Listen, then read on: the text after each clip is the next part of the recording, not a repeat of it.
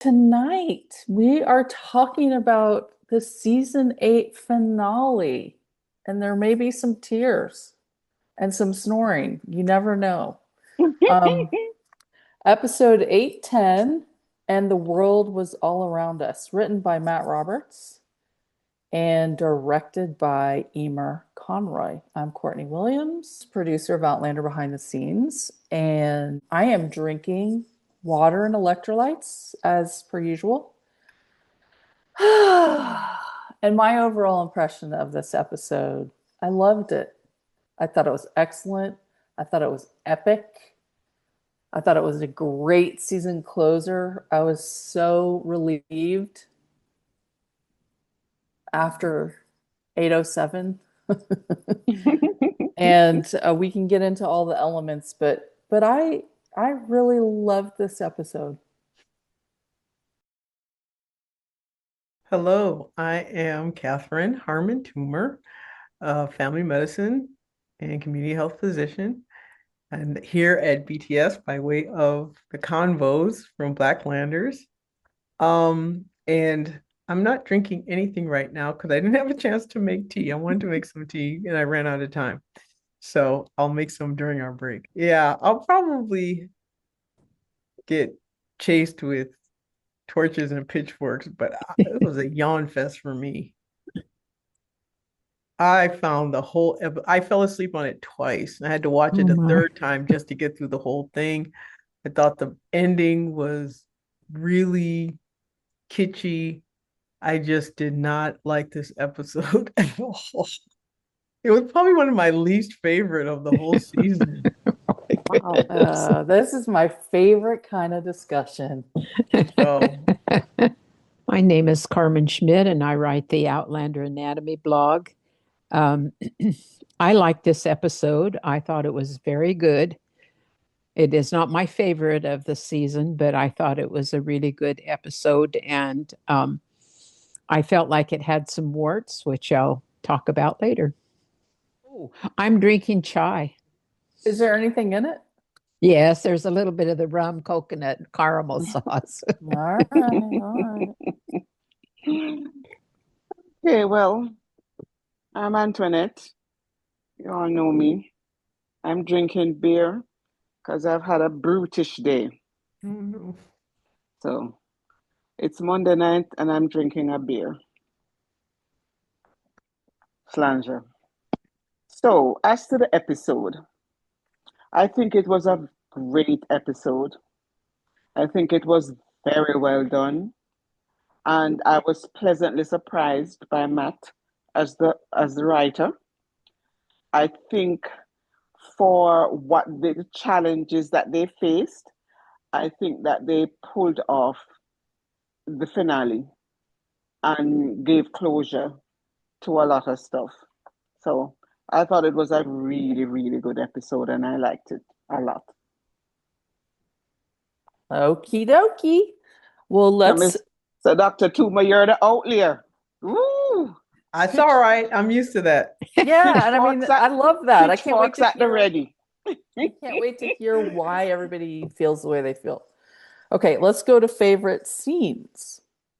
My favorite scene was at the burning cross, even though, and mainly because always have a visceral reaction to burning crosses for obvious reasons. But I just thought that it was this thread that's gone through the whole series from season one all the way through, just having this call to arms. And it is a very powerful visual message, and it's very emotional in a lot of ways, but I just thought, this time even more so, obviously. But that was actually my favorite scene because it seemed kind of melancholy, but at the same time, I was thinking, this is what people do to get themselves hyped up to go to war. And so it was very realistic and very moving in that regard. My favorite scene was the battle scene. I really liked the pace. I liked the photography. I liked or videography. I liked the terrain. it was historically accurate for the most part. There was a few things that they fudged on, but it was pretty darn accurate. And I just I just really was mesmerized by the whole battle scene, and all of the action that the various men engaged in, as well as Claire. I thought it was really well done, and it didn't have any sort of unbelievable melodrama to it. It was really looked really believable to me, and it does describe what happened at that battle. I mean, it illustrates what happened at that battle. Because you've done a little bit of research on that, I'm Yeah, guessing. yeah. Okay, all right. I like that. Well, just to say, I really liked the scene that you liked, Kathy. I thought that was really cool. I didn't find it melancholy, but I found it, I mean, for me, and obviously that would make sense that it would be for you. I really liked how the clans were calling out their Mottos. yeah. Yeah. And I liked yours too, Carmen. Especially John Bell. Holy Boy, he was shit. lethal, wasn't he? His intensity level was like up there. And I really Wow. liked when there was a sequence with him and Dermot Murtaugh Buck Mhm. doing stuff and then Claire scrabbling up on her hands and knees and her hair starting to go everywhere. I just thought it was such a good adaptation from the book. It really just made the book come alive for me. But Yeah. my favorite scene is oh God, I'm gonna start crying. The scene where Jamie says goodbye to her, says I love you in Gaelic. And then she surprises him and says it back in Gaelic. And then they put their foreheads together and then he kisses her and then he bows and then he runs up the hill. That was freaking quintessential Jamie and Claire. And I just thought that little scene right there freaking knocked it out of the park. It was so moving and so well done and so well shot and so in character. It just got me, obviously. Hmm. Why have you all taken on my scene? That's why I don't like Because going you last. last. Yeah, because in order, oh boy, the battle sequence was marvelous. Mm. Um, but you know what?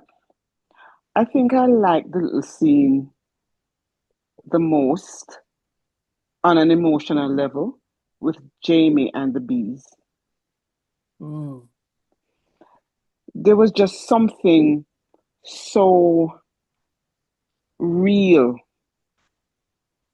and and you could see the real character of Jamie, and the homeliness of talking to the bees, and what he was saying, and then remembering the poem. I just thought that little scene was emblematic of how the whole um, episode was, in terms of finding points where they got you emotionally without being soap opera and melodramatic. So that was my favorite. Well, one of my favorites. Yeah. Just to comment on that, I think Antoinette, you saw this video where Sam said that was maybe his favorite scene from the entire season to film. He loved Mm-hmm. that scene.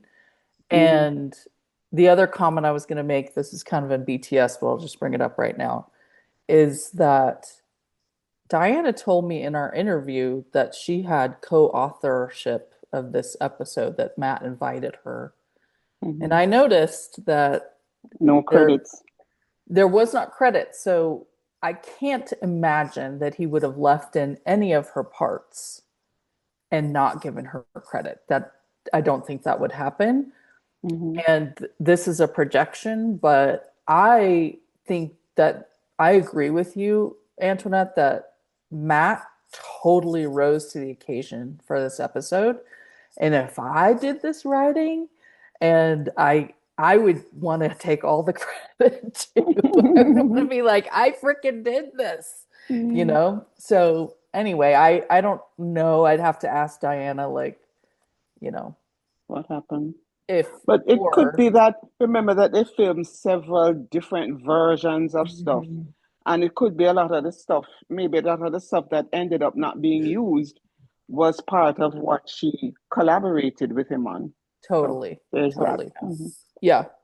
My other favorite was when it was Jamie's ghost. He was watching Claire through the window. I just felt that because when we first saw that scene, you really didn't know anything. Mm.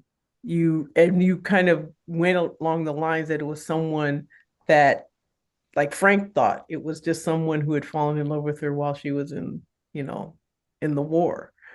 But yeah, I was glad that they brought it back Mhm. and they showed us that it was him, which of course in time we all sort of knew that, but I was just glad that they showed that.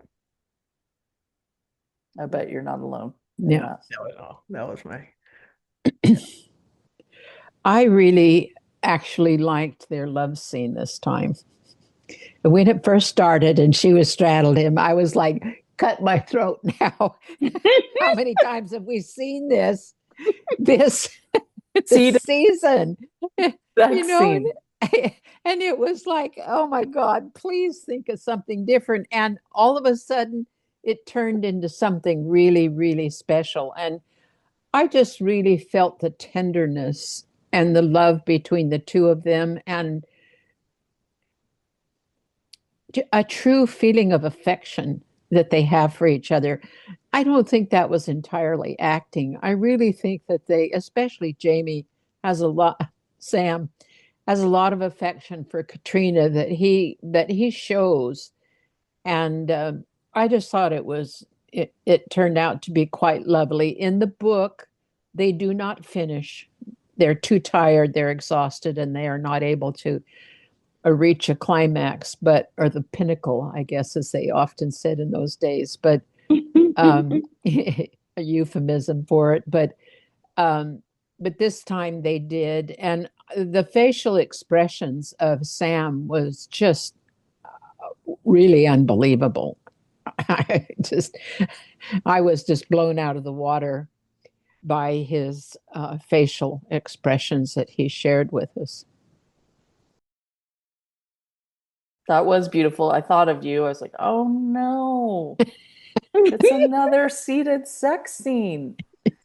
And I was like, she is further up on him though. That's good. Carmen will Mm-hmm. be happy about She that. was. I checked it out, and she was. And then So he it flips her over, and I'm like, oh, good, good, good. Yeah. What do I have left here? Oh, I'm gonna choose the ending cameo little sequence. I oh thought that was such a fun Yeah. touch. I really loved it.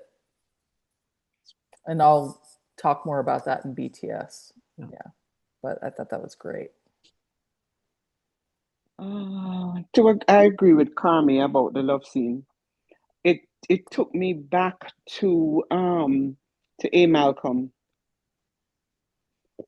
That tenderness and that real palpable connection that came across. So that was one of my favorite scenes as well. And Kathy, I like the ghost, but I like that whole sequence with him going to the stones, that whole entire sequence, I think was just, it could have tipped over into melodrama and soap opera, but the director had a very light touch. Do you know what I mean? So we just Yeah. saw him, he turned, then he went to the stones, and I mean, I thought that was just beautifully done. I love that device. So I agree with you there. I'd like to add that him we saw his feet traveling the cobblestones, and then suddenly they were on On the grass. yeah. Yeah, I thought that was really a wonderful transition. Yep.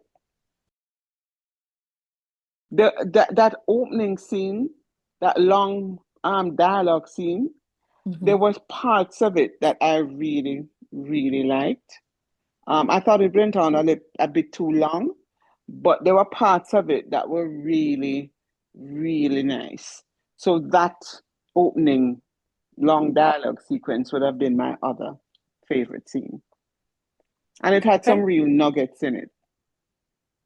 Yeah. Well, you guys may have picked up between when it aired and now too that that was the very last scene they shot. Mm, So they were both very, very emotional and having to try to keep it together to get through that scene. Which scene is And this now you're talking about? the one at the beginning when they're in bed and they're Oh, talking about the yes. bees sleeping mm, together and all that stuff, that was the very last scene they shot of the series. Everything. Yeah, and as they shot it, more and more people came into the studio, mm, which when I hear that, I'm like, oh, I would hate that. But, maybe it just felt more, almost like theater.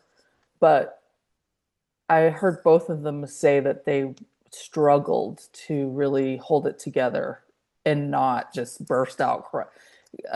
When they called cut, Katrina said she just burst into tears, and because she was just trying to hold all this emotion in, and Sam said the same thing. So um, I think that probably made that scene even more poignant. When I mm. rewatched it with that information, I could really see that. Let's go on to what worked for you, Kathy. What worked for me was like young Ian's war paint. Man, that was something. I was like, that was just so badass. I was like, go ahead. I just, and that I was like, yeah. I mean, I know I wouldn't want to meet him in any battle anywhere. Um, which makes sense. I mean, that's why they did it, was to intimidate their enemies. But man, he was ready. And I love the fact that they've kind of kept that as a thread and a continuity throughout. That whenever he was getting ready to go to battle, it was a different type every time, but he always had his battle paint. Yep. Man, the intensity he brought, which, Mm-hmm. Wow. we've all met John Bell. He's such a He's sweetheart in real life. he is, and He's he's such a kind of softie. goofy. He's Yeah. goofy. He's a And goofy little softie. silly and all and but man, wow, I Mm. believed. Yeah. Hmm. Mm-hmm. When he puts on that mantle for that character, he wears it very Yeah. well. Very Yeah. well. I really liked when Buck and whichever Beardsley it was, it was a melding of the two, I'm not sure, and the two others shooting Ferguson and then Ian hammering him in the head with his club. I just thought that, wow, that was great. It gave me a visceral satisfaction that I can barely explain, but that was just the look on their faces, and they were just like bam, bam, bam, bam, bam, and then Ian comes in with the final blow. It was really satisfying, honestly. Well, I like the opening return to season one, where that Oh was yeah. the same sequence that played all during season one with Rhea's music, and that whole thing was replayed at the beginning of this, and I thought that was brilliant and deserved. It took us back. To me, it just felt like a return home, Mm. and uh, and I really enjoyed it. Yeah. Yeah. Um, I really, it was, there were a bunch of tiny little scenes, but one really little one is when Jamie hands the wooden cross to uh, Roger, Roger, man. and says, "You help no one if you're dead. So, wear this on the front of you in hopes that you won't be shot." And I thought that was really classic Jamie to think, in that moment when he's facing his own death, to take time. He probably carved it himself Mm. and gave it to Roger. I thought that was a very lovely scene between the two men.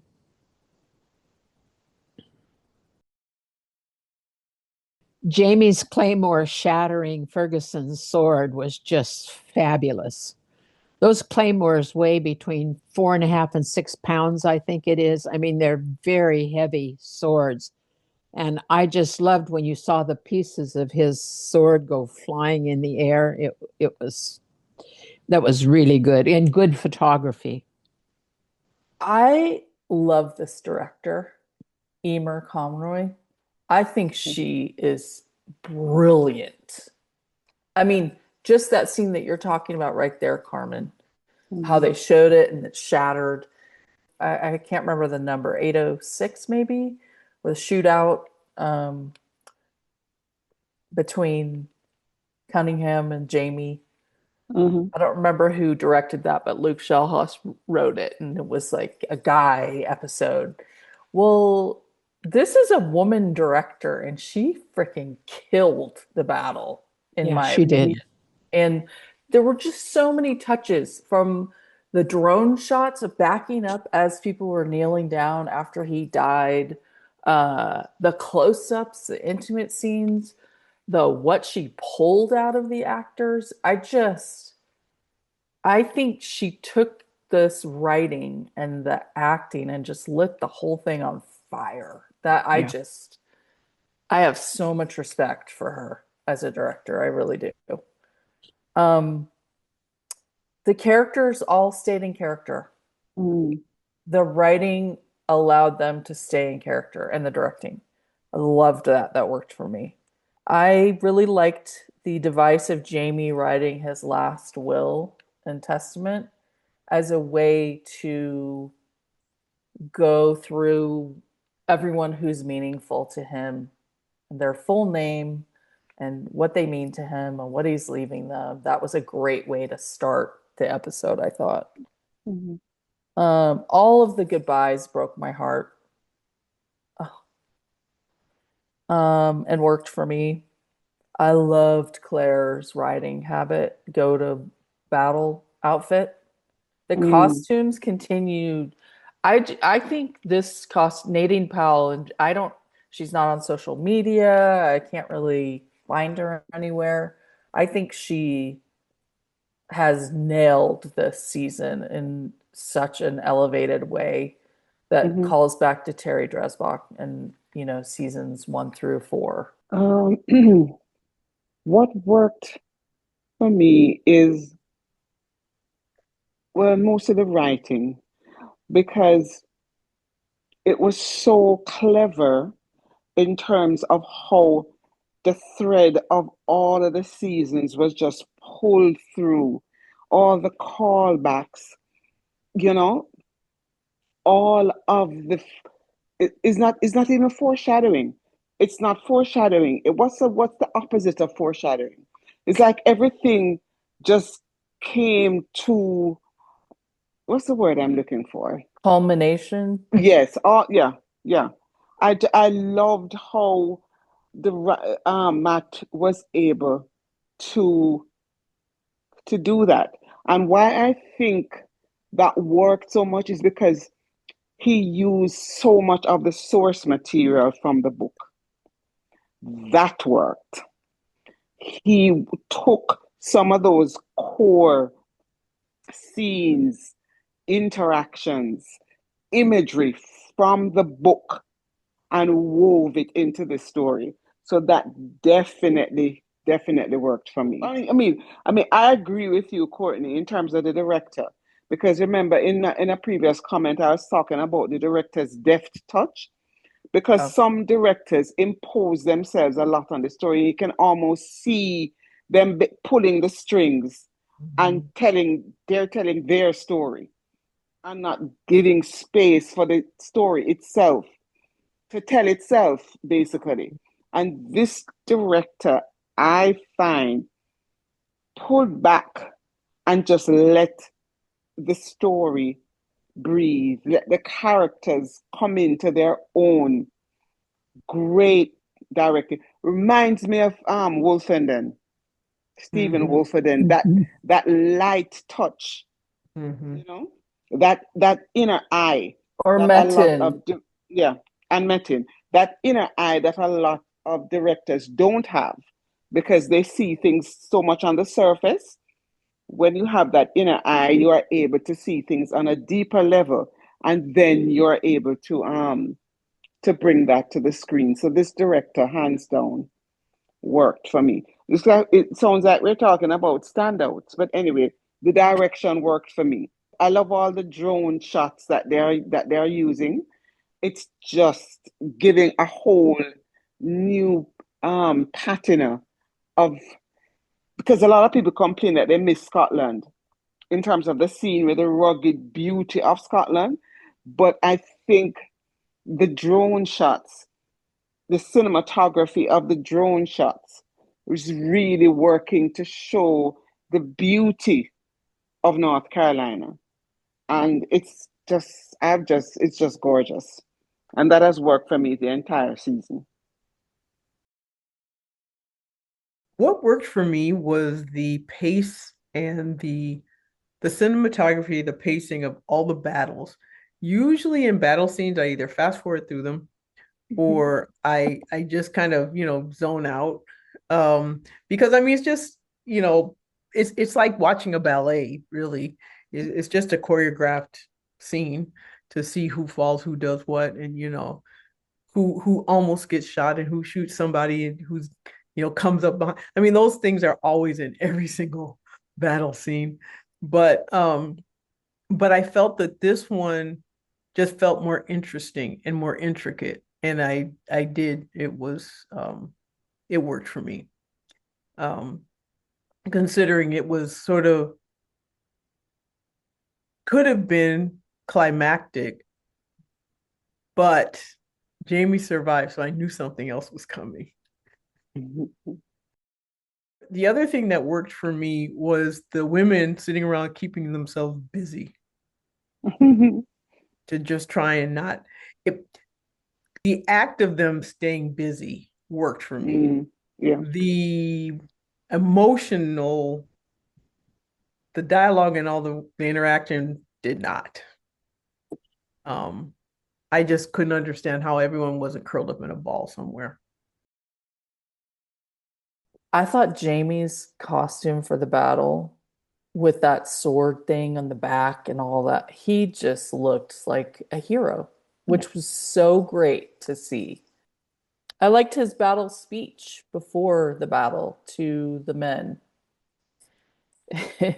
I liked the scene where it was very in character for Claire to be listening to the battle starting and laying out her bandages and then being like, fuck this. I like the only thing I care about is that Jamie gets out of this alive. I'm going. And Roger's like, Claire, Claire.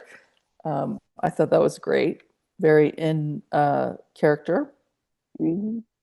I liked how they uh, shot when Claire going up the hill. What made it more realistic for me is how they would stop and have her being horrified by something or scared and then like Mhm. keep going. So it didn't feel like I've got to get there, melodramatic. It felt more realistic and um, Mhm. like you were climbing with her and going, "Oh my gosh, this guy just almost hit her," and she had to shoot somebody and Mhm. almost get shot, all that stuff. Oh, when Jamie get, when Jamie gets shot and Claire, they show Claire coming down the hill and she feels it and then like checks her hand and then realizes. I thought that was freaking brilliant. I loved that. That really worked for me. And then Claire, uh, at the end, when they show them and she looks dead and he looks more alive. It was like she literally poured all her life into him, Mm, literally, and her hair has turned white and she's lost all her color. There were just so many great touches in this episode hmm. that worked for me. I loved all of it. I liked how nothing felt rushed. Nothing felt like it, like stuff, in previous episodes, you'd feel like things were just horned in. Like they were just, oh God, let's put this in to just satisfy the fans or appease the book readers. I never got that sense from this episode. Everything that happened in the episode was supposed to be there. It was not an afterthought. It didn't come across as an afterthought or somebody saying, oh God, we got to put this in there, got to put that in there. So it gave a chance for the actual story to be told. So that definitely worked for me. Okay, well, let's go on to least favorite scene, Catherine. Where do I begin? Oh, yeah, you didn't like this episode. My least favorite scene was between Claire and Jamie Which one? in the bedroom. I fell asleep. This, I mean, it was well done, it was well acted, it was well written, it was well shot. I just found it boring watching two married couple just having a conversation. I just didn't work for me. so you're talking It was about the scene necessary, at but the it didn't work for beginning when they're talking about they're just lying there bees and all talking. the Yeah, whole yeah, yeah. scene. Not the I sex just, for scene. some reason, I just had no emotional reaction to any of it. Mhm. I don't know why. And if you had asked me before watching it, would I have an emotional reaction? I would have said absolutely. But while I watched it, I was just like, really itching to fast forward through it. Mhm. It just didn't work for me. And I think maybe it's because, it might be that I went into the episode. I tend to get very skeptical and cynical, and I start looking for indulgences when I know that Matt wrote episode. And so I may have gone into it just thinking, oh, great. Why did they should have had, Diana write the episode. This is the final that why is he writing it? And so I think I went in not expecting too much or just feeling Mhm. like, okay, there's so much they haven't done. There's so many stories they haven't told that they're just going to wrap it all up in the quickest way and most expedient way possible. So I went in with very low expectations, and those expectations just didn't get lifted throughout the episode. Okay. Okay, fair enough. Okay, this is this You're is going to have so a whole typical lot of of us. comments, No. Courtney. Um, Maybe. my least favorite scene was the one with Bree, Rachel, Lizzie, Yeah. and Francis. um, Not that they were doing something domestic to keep themselves busy because they are stuck at home while they know what's going on up uh, a little bit further south of where they are. Mhm. Um, but it distracted to me because this is October. There's not going to be any fresh ears of corn to shuck in October. I'm sorry. But if you remember right, this is when the husks are dead and we use them for Halloween, for heaven's sakes. And so it was just like that took me out of the scene for one thing. And then the other thing is what happened to our spunky Lizzie? She wasn't anywhere in this to be seen in this entire episode. She was just like this little mouse, it seemed like, and she would shrunk into herself. And we're used to her being spunky and taking things on. And I thought that scene was, I don't know what its purpose was I really. agree with Well, you. I do know what its purpose was, but I don't think it was very effective in presenting it. No. It was to show Franny's wisdom and her how she was Yeah, and wise then beyond her years. I Yeah. know, but then just the Yeah. scene before that, she acted like a little kid, Yep. for Claire, and then suddenly she's the wise one of the group and is Hmm. counseling Yeah. Mm, her stepsister, or no, her Half sister. half, whatever. No, No, her her full aunt. sister. aunt, Her Her aunt. aunt. aunt, yes, aunt. Yeah. Oh, that's right. Um, It's just her aunt. Yeah. uh, Yeah. so yeah, that was my least favorite. I didn't have very many. Honestly, I liked most of the scenes, some more than others, but this one I just felt like it was kind of just stuck in there. And oh yeah, don't forget these ladies at home. Yeah. Um, well, my least favorite scene was between Fanny and Claire. Um, because I have PTSD from episode 807. And I feel bad for Flory because she's such a good little actress, but they have ruined the Fanny storyline. Yeah. And now I don't want to hear anything. I'm like, fast forward. I don't, Yeah. it's just, and they've, she cries in every single scene. They have that kid just, I don't know, it's so, I don't like what they've done with her character and with her storyline, and I just don't like it. And so I wasn't moved by it. I don't buy it. I just don't like any of it. And yeah, the scene Mm, after where she's then, it was a good what she said, that was good and everything, but I just yeah, anyway. yeah. Can I Well, tack can I mhm. tack something on here Sure. to what you're saying?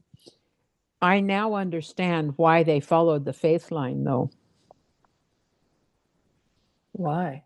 Why? Well, they needed to show uh, that a person could be reanimated and brought back to life because by someone who travels who has this ability, and they set that up with Master Eh, Raymond and faith. and Faith. Otherwise, we They wouldn't. already showed that with Claire and the twin Well, babies. that baby wasn't actually dead. Dead. Claire felt that she was still could feel her heartbeat. Mhm. At least in the book, she could still feel her heartbeat. Well, no, And remember in this one that Jamie was like, I can that baby was dead. I saw your face. yeah, but I don't. He might have thought that, but that doesn't mean that she thought that. And in the book, Mm, it's she felt it's. I'm basing Heartbeat. part of it on the book Mhm. was that she yeah. was feeling it, a faint heartbeat, and that's why she kept after it. But that's what I thought today when I was thinking about it. Why did they even bother with this whole faith thing? And I think it was to show that somebody who was dead, really dead, can be brought back to life by someone in their full power. So that's my thinking. May not be Mm, so, but Well, you that's a have to good. sing the song if you're That's a good theory. Yeah. prom. not that I like the way it was developed. I'm not Yeah. saying that. Yeah. No, but I'll buy that. I still don't like it. That's a good theory. Yeah. Yeah. I mean, so it still doesn't rescue that whole foolishness. Ugh. No. Well, Courtney, that Flory and Claire scene was my least favorite scene as well. Why the hell did it go on so long? The hell? This is the final episode. And how many times are they gonna tell this little girl that they love her and we're gonna be in your heart? I mean, that is the one scene where I said, well, what the hell is this days of our lives again? Yeah. It was unnecessary. It went on too long. A quick hug, no. And they traumatized that child. I agree with you, Courtney. Always crying, always on the verge of hysterics. No. So that was my least favorite scene. that and And it's not even period correct. I mean, it just, I don't know. yeah. Claire hasn't been that into anybody's trauma, even Breeze, like, Hmm. anyway, go ahead. No, no, no. I'm trying to think of another scene that I didn't like.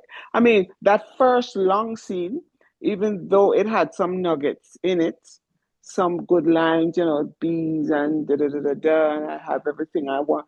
It was too long. It was way too long. That was self-indulgent. I thought they could have made all those points and got to where they ended up much quicker. So I thought that scene, and for the opening scene, so dialogue heavy. Yeah, Yeah. that parts of that scene were not my favorite. Kathy, did you have another least favorite? No. I don't want to get crucified by the community. Well, not everybody loved this. No, not everybody So did. Yeah. I don't think you will. There's been a Yeah. lot of chatter. People are ambivalent. Some people really liked it. Some people loved it. Well, the people who loved it are the ones who love everything, even Yeah. the worst episodes. Yeah, that's Yeah, true. Well, I Because loved it and honestly, I don't I love I everything. didn't I don't know why. I just was not. I mean, for considering usually when I see someone die, it triggers. Um, I cried way more when Fergus died than when Jamie died. yeah, Maybe because I knew it was coming, but I just didn't know how. I just felt yeah. Fergus's was more of a shock. yeah. I don't know. I just didn't find that whole scene was um it, Okay. it didn't do it for me. Okay, well, what didn't work for you? Let's go on to that. Have any Well, my specific? least favorite and what didn't work for me were kind of similar, but my what didn't work for me was the death scene, Jamie, because what didn't work for me was the fact that he just never looked dead. Um, I mean, the makeup was horrible. He looked nice and rosy and balmy the whole time. And apparently rigor mortis just doesn't set in when you're the king of kings or whatever the kings of The men. men. King of So Men. you're just and your hands just stay perfectly crossed across your chest all the time. I guess we'll do that in medical, but Um, um no, I well, just but was it I just certain that wanted he I actually wanted to died? feel pardon. What was it certain that he actually died? Oh, I think he died. He Oh, died. okay. All right. Yeah. I mean, she's a whole doctor. I would hope she'd know if he was dead or alive. Yeah, he died. Okay. And he was shot through the heart. So, I mean, it's kind of hard not to just. I got something to say about that in the Yeah, medical. well, it looked like Okay. he was shot in the heart and then blood came out of his mouth, which meant it had to have gone through a lung. Yeah, But they could have anyway, done we'll it talk through a about that in lung. medical. Yeah. But I'm just saying is that, it was unlikely to have survived. The injury would have unlikely it would have been fatal regardless of where he was shot. But they didn't show enough of the scenery for me, but they did show enough. So I mean it was beautiful, but I would have loved to have seen more. um Roger didn't work for me. Oh, Why? interesting. Yeah. Yeah, I agree with you on that, Kathy. Why didn't he work for You, you? of course you do. No, no, no, no, no. I Remember know, that I'm just joking. remember that The I other have thing a that didn't work for me warming up to also was Roger. this lack of dread. It just like if you know that you think that someone you love is going into battle. You had um Ian, you had Roger, you had Claire leaving and going, and then you into the area, and then you had Jamie going, having some, not pre-knowledge that he could, he's supposed to die there. It just seemed there was no heaviness in the emotional, like Bree just seemed too damn calm. if I thought I knew I was going to lose one parent, and there was a good chance that, because any stray bullet could have taken out the other parent, I don't think I would have. It just seemed like there wasn't enough. Um, Angst. yeah, I mean, like, I'm serious. I would have been curled up somewhere and just been like, wake me Yeah. up when it's over. Um, Same with Rachel, the same with Lizzie. Um, you know, But and maybe then that was crying more the period. Fanny, who normally cries about everything, this time was like, it's gonna be okay. It just Yeah. don't leave me. But then this time it was like, nope, they're coming back or whatever. I don't know. Yeah. The conversation between Jamie and Bree really just didn't. I mean, and the reason I feel this way, I am a physician right now because I walked with my father as he was going back to the hospital after being diagnosed with colon cancer. And I rode my bike with he was walking back to the University of Michigan Hospital, and I rode my bike with him so I could stay with him as long as possible, but I wasn't allowed to leave the street that we lived on, and he had to turn and go up the hill, and I wasn't allowed to go with him. And I sat there and I sobbed, and I just thought that's the last time I'm ever going to see my father. And then when he walked in the door like a week later, and he told me it was doctors who found his cancer early, it was doctors who, treated him. I was like, that's it. I'm becoming a doctor. That is what I would have expected. It just didn't seem to have that heaviness, that feeling of, this could be the last time I see you. And it just didn't feel that. It didn't feel like that. Mm. Yeah. That's a cool story. How old were you? 8. Wow. Scary. Okay. Yeah. Carmen, what didn't work? Uh, well, Claire wondering if her parents look in on her. We know from Baum that they don't think about her hardly at all. It's like doesn't even exist. So I was like, You know what you call it, bless her bomb, heart, you can because it's dream what certainly you want bombing. to, but we know what they've been doing and they haven't been thinking of you, my love. Um, I thought when they were riding away from their home and heading toward Kings Mountain, I I was astonished that they didn't have them stop and look at their home. Mm. They just rode right on, and I think that if it were me and I thought it might be the last time I saw the home that I loved and that I built, I would have stopped and taken a look at it. And they didn't. They just rode by it with it in the background. So I didn't think that worked. And then so here's Roger and Claire with the men on the hillside in the trees, and Roger gives his blessing and everything. And then the next thing we know, they're back at the tent and they hear the battle up on the mountain. And Claire grabs her stuff and goes up. What did they do? Did they walk all the way back to the camp to wait there? Yeah, I mean, Jamie said that you'll be most useful if you know, Come go and after. get ready So and take care of people after the battle. yeah. So they And then were he at the told staging. Roger Mhm, to watch her and take care of her. So, Okay. I'd forgotten that. You're right. yeah. He does say that. I did not like the goodbye scene between Ian and Rachel. Again, I think that was just uh, so lacking in emotional content. And I think that those two have been very affectionate with each other. And I thought that was out of character for them. So that didn't work for me. But these are really picky little stuff. They're not really anything major. okay, I have Jamie's dead hands because they were like,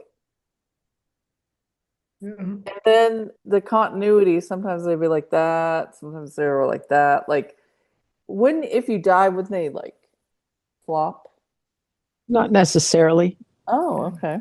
All right. Well, you If lost. if he had his elbows resting on the ground, and then his Mhm. hands across. Remember, when he sleeps, that is a position that he assumes in the books. That's Yeah. true. Okay. Okay. It didn't work for me that nobody brought Claire a coat the entire time she was on that frickin' mountain. And Roger even came up one last time in a coat and said, it's time to bury him. Okay. And then he left in his coat. And I was like, that's so Roger. Like, wouldn't you take the coat off and put it over her? She's been up on a mountain in a Not shirt. only that, but it is cold in North Carolina. It's a lot Mhm. cold. I know that's South Carolina, but they're only a little 20 miles from the border. But it gets really cold there. Especially It in the looked mountains. cold. She looked In cold. the Yeah, mountains, it's yeah, very cold. yeah. And I mean, the actress, Katrina, was probably putting on a coat in between scenes, but I thought I was like, somebody would give her a coat. Just put it over her and it wouldn't even disrupt the scene. That bothered me. I was so sad to see when Jamie's bequeathing all his things to his beloved ones, and they show Charles riding the horse downhill in a bad downward transition for his like dun dun dun. He's like,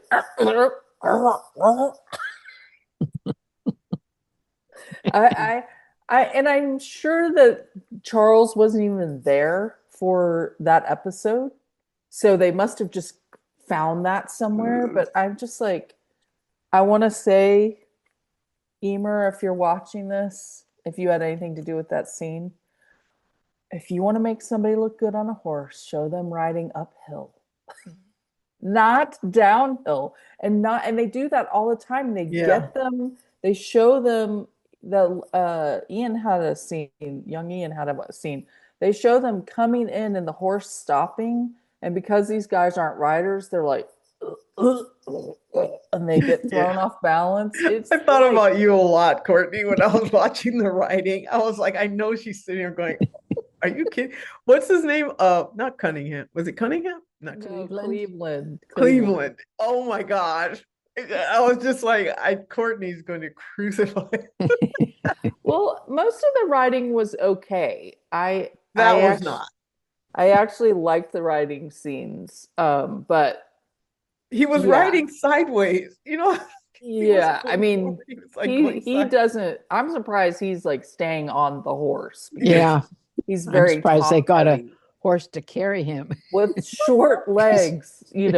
So they didn't show a lot of him, which is probably good. But that scene with William, I was like, oh man, he deserved better.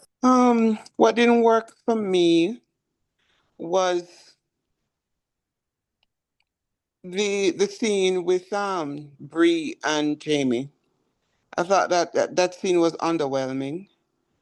Um, yeah, now that I think about it, Kathy is right. I kind of agree with Kathy in terms of the fact that there was not more angst, more. But I suppose they have to try not to let it cross over into melodrama. Or So, and hysteria. also Scott's, Jamie is very stoic. Scots are very stoic in nature. They're not given to extremes of emotion or showing extremes of emotion. So them being more stoic and not as emotional as probably other people would be kind of is in character.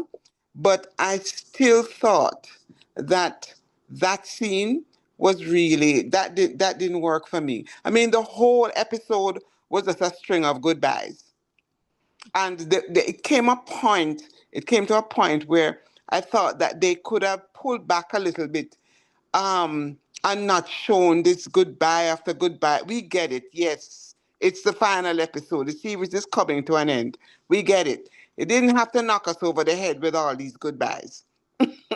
So that didn't work for me. Okay, let's go to things you noticed, Catherine. Well, I said earlier what things I noticed. Definitely Ian's sport paint. I noticed the room that Jamie was writing his will in was beautiful. the woodwork, the richness of the wood. They were just very well done. The sets were very, very well done. Even the outdoor sets. I mean, it was, yeah, you can only do so much with outdoor, but it just seems like the trees were in the right place. The the grass was in the right place. No, or the cobbles. I noticed the cobblestone during the ghost scene. It just seemed very interestingly, what I noticed was that that scene moved me more than any other in the whole episode, was Jamie watching Claire. And then Frank, I think maybe it's because I really do like the actor, and I like the character. So it was really nice having Frank back for a little bit, just for a little bit. Tobias. Yeah, that's his name. I'm really bad with names. I like him. I just like him. I like him in anything, most of the things he does. That's But cool. I'm yeah, the exact opposite. Yeah. yeah, he's I don't way like more my Frank. type than Sam would be.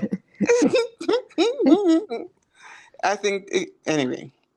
Let me not upset the Tobias fandom because they all think that he's the best thing since sliced bread, the greatest actor ever to act in the history of acting ever. He's very good though. Yeah, Very, very good. He's kind of the same all the time, except exactly. as Blackjack, he's a little bit more. Thank you, But Carmi. as He plays Frank, himself. he's Yeah, he plays himself in everything I've ever seen him in. So it's yeah, And he gets cast well because he and seems to and work in everything he's in. And also, what really upset me, and we're going off on a slight tangent here. What really upset me is that people made such a huge song and dance about the fact that he played two different characters, as if that has never been done in the history of TV, movies, everything. Hello, coming to America. Eddie Murphy played at least 15 In characters. every Eddie Murphy in all of his movies plays like Exactly. 3 or 4 And people characters. People were carrying on as if that is the first time that has ever been done, and he's such a great actor because he played two characters. And I'm saying, y'all need to shut up. And that and that sort of um soured me on Tobias. Not well, no, that's a lie. He played Claudius in the TV drama called Rome. Yes. And from that, I hated him in that role, and I've always had a thing See, that's against when I him. first noticed him and I Yeah, liked him in that role. I mean, I didn't ever like the since that, character, but I liked him in it. yeah, ever since that, every time I see him on the screen, ugh. Because you didn't like the way he portrayed him, or you didn't like the role? I You didn't didn't like like the the way he character. portrayed him, Oh. and I thought the thing is, there's certain anyway. I didn't like the way he portrayed the role. I thought it was too performative and not. It was too on the surface, and that Mm. always irks me when when actors are too on the surface and perform rather than inhabit a character. And so, from ever since then, I've just never liked him, which is not fair, but it is what it is. Okay. All right. Let's see. Things I notice. Okay. Here's what I noticed: a bunch of stuff. So Okay. I noticed that when, if you, I hope you all saw it too, but when Jamie and Claire are laying there, there is a broken stone underneath them that looks like a standing stone, and has a break all the way across the top of it above his head. And it caused me to wonder if there's a ley line running through there, because you remember that there's a set of standing stone that Roger found when he was Mhm. coming along the Appalachians, and trying to escape the Iroquois, or the Mohawks. So I have a Um, question. So was that what Fanny was hearing? No. That one? Oh, I don't know. That's quite away from where they are, I but think the rock was yeah, buzzing. the Yeah, I think yeah, it's the emerald, whatever that it in her was hand. Because supposed to be an emerald. remember in the books that happened to Jemmy. Yeah. Hmm. Does he hear Uh, it? Yeah, and it Okay, burned I his knew it hand, got and he had hot, to but I he stop. didn't remember if he he Yeah, heard. he does hear mentions it. that He something does is hear a covering his sound ears. with it. Yeah. Oh, okay. Yeah. Um, when Mandy tells Jamie that he's the color of water, I thought that was a departure. I don't remember that being anywhere at all. And then Jamie says that Jam is the color red. Well, Jamie's the red man. Master Raymond said, when Claire was dying, he said, call the red man. Call It is in the Jamie. books, I though, think that was in Carmen. the book, That's in Carmen. the books, Carmen. It's Yeah, in Oh, bees. it's in okay. these. I'll Yeah. have to Yeah, look it up because I don't remember Because it. I mean, I was actually glad they included that because Davy, she it tells was him also the Davy is the color of color of water. water Y- Yeah. too. Hmm. Yeah, and that he doesn't think he can travel. I Yeah, know, I recognize that too. I was in the just book. thought that Diana has said he's the color red many times in the book, and she's the color blue, and now he's the color of water. And I'm just curious about that. I have to ask her, I guess. It's in the book. Um,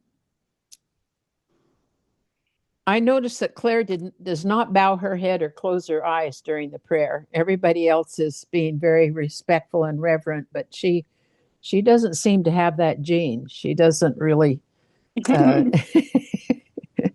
she doesn't Well, it really goes do back that. and forth because in the perpetual adoration, she was a devout Catholic. Yeah, it's true. In that particular instance that she was. I thought that she didn't want to take her eyes off of Jamie. Um, Mm. and Makes then I thought it was interesting that his last words were to Claire were pray for me.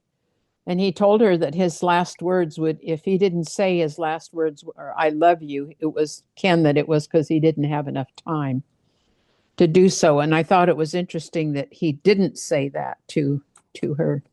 That is interesting. Maybe he thought if he didn't say that, it would mean he wouldn't die or something. Could be. That makes Yeah. sense. What did you think that it meant when Claire said he is home? That he was with her is how I Mm. took it. Yeah. Yeah, because Jamie has always said that Claire is his home. Your heart is my home. So yeah, Okay. that's what she meant. I noticed that Sam looked like Jamie Roy when he had his bonnet on and no beard. Hmm. I thought of you, Catherine. I wondered if you Yep, the noticed that. ghost. I noticed that, well, the different clans and their mottos or what? There's a different name, but I can't think of it. There's a different word. Je suis Pray. prêt. Mhm. It was Fraser, Mackenzie's Tulachard. Murray sounded like Agus Lair Alaga. Lindsay sounded like who laid a train track. And I don't know who the last group was, the group of them. Castle Allah, Deal. Didn't somebody say Castle? no, Uh, the last group said Alan Baldrum or something like that.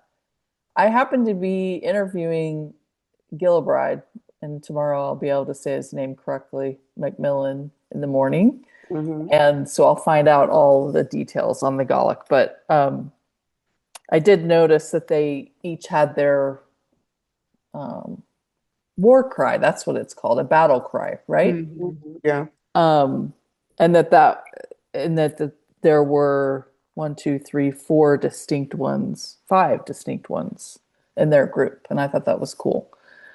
I noticed there was an American flag flying at their meeting house, and Mhm. I wondered, is that the one that William gave to Bree? I wondered that. But it's a Betsy Ross flag. It has 13 stars and 13, Oh, 7 red stripes and and 6 white. Was that different than what William handed her, or do we know? We don't. He didn't open it, Yeah, because we but I did wondered that see. Did we see that same one in season 7? Remember? at the Um, home. yeah, Uh, well, it could have been the one that was hanging in Lord John's house. You mean? yeah. Yeah. I thought it might have been the same one. I noticed Jamie in his will said Brianna, Ellen, Fraser, Mackenzie, and left out Randall. Do you think that was on purpose? Yeah, Yeah, and then he also said to his son James, William James. Fraser. also known as. Yeah, and he doesn't have James is not his official middle name. Well, that was his Papist name That Yes, Amy gave him. Yeah. that he gave yes, him, he so did his give him when he gave him the baptismal order. cross. Hmm. Yes. Yeah, yeah. So it's a little bit of creative license in his. I'd said I noticed there's a lot of foreshadowing in the long scene in the bed between Jamie and Claire, where they said they were just sleeping in the flower, waiting for the sun to come and warm them, Hmm. and so they could fly off. Which was Jamie and Claire lying on the mountaintop, and they showed the sun warming them. And I just thought about Jamie flying off. Hmm. Um, and then he talks about being a ghost. Maybe Yeah. God will let me have a wee look in to see Hmm. how my family's doing. And yeah, it'd be fun to be a ghost for, certain people to see the look on their face. And then he's one for Frank. I thought that was clever. I only noticed one thing. Yeah. Roger Mack got very chunky, didn't he? Yeah, he looks heavier. Oh gosh, his face Mhm. is just one big pudge, and he just. I wonder if it's newlywed spread. You know I when think it's people. I think it was intentional for the role because he didn't look um it just seemed that whenever you see him outside of playing Roger, he doesn't look the same. I think it was somewhat intentional. Hmm. I just there was a close up of his He face. was a soft history professor. Yeah, but he had been on the ridge long enough doing stuff and building and all of that stuff. He shouldn't be so chubby. There was a close up of his face, and I'm saying, damn, Roger, what you eating? Just so chubby. Yeah, maybe that's why he usually has a beard. Oh, to hide his chubby face? I don't know. Could I be. mean, yeah, I don't know. I think he's very mutable. Okay. Maybe just newlywed spread. Well, I noticed that the burning cross was a Celtic cross, I which noticed was that too. appropriate. Very much. Um, I I think noticed they that. listened to us when we were carrying on about the cross. No, I do think they listened to us because I immediately noticed that it was a Celtic cross this time. um, I noticed that uh, Jamie says to Claire that he's already been to purgatory and it isn't that bad. When do you think he went? At Culloden? Aladdin, Mhm. yeah, Yeah. Or he felt like he did go yeah, because I during thought he was Culloden? dead, but he wasn't really dead. But No. Jamie is not a time traveler. He can astral travel. So his soul, that's true. He's not a time traveler. His body can't travel, but his soul can. Yeah, it's true His because he sees Bree and his the mind kids. certainly does, and he's Yeah. able to see through dreams and Mhm. hear his Stuff that grandchildren and his child. Yeah, Yeah. stuff that he had Um, no business knowing. He knows because his soul, mind, whatever part of him does travel. Hmm. when they wake up after their lovemaking scene in the tent, their feet are kind of intertwined, and that reminded me of the feet of the bees that he said he wanted to wake up in a flower with her holding her feet. And that kind of echoed that particular thing. Can I say something about that? Yeah. Because unusually in that scene, Jamie was actually sound asleep. Yeah. And she Claire was was awake watching him. Yeah. And it's usually him always watching. I Her. actually really liked that Yeah. they did that. And Sam was completely relaxed in that scene, and you never see that. Yeah. I noticed that Bree's rifle modification really helped him reload his rifles quickly. That was pretty fun to see that it made a difference for him. I noticed that the new words in the Skyboat song at the end, one of the phrases is "Give me the sun that shone." And if you remember, when the day that they are married in the book, he shone like the sun when he walked out in his plaid. And she says that he eclipsed the sun basically because he was so brilliant. I noticed that he had tears in his eyes. The ghost did when he looked up at Claire. And then I noticed a bunch of Easter eggs in the bookstore scene. We can talk about those later. Oh, one other thing I noticed is that in the book he bequeaths Bree 200 acres, but here he gives her 2,000, which I thought was interesting. Maybe Matt thought he was being a little too stingy in the books. That's a tenfold increase in her inheritance. I noticed those horses are pastured on quite an incline. When Claire's scratching the horse's head before Bree comes out, their pasture's Yes. like, yeah, that was true. I don't think Jamie would do, because that will affect them over time. Their tendons and stuff. The horses are always impeccably groomed. I noticed that. Where did they find a horse for Cleveland? Dang, that poor horse. It almost looked like a quarter horse. You know those big quarter horses that draw, heavy loads? A draft horse, you're A thinking. draft horse, Yeah. Quarter horses are little. Yeah, it probably was some kind of a Shire or a draft mix. Okay. Yeah. I noticed that I did, when I noticed the seated sex, and I thought, oh no. And then I thought they didn't have any lube back then, and Claire's like in her 60s. I don't know. Well, she made something. Remember, or maybe she was honey. No, she made something in the books. Yeah. With goose grease. Well, that's good to know. Some kind of mint. Some kind of grease that she. Okay. Diana wouldn't miss that piece. Yeah.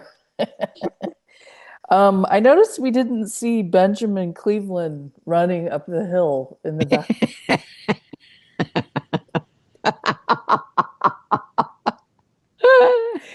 There was one scene with him going, "Go, go."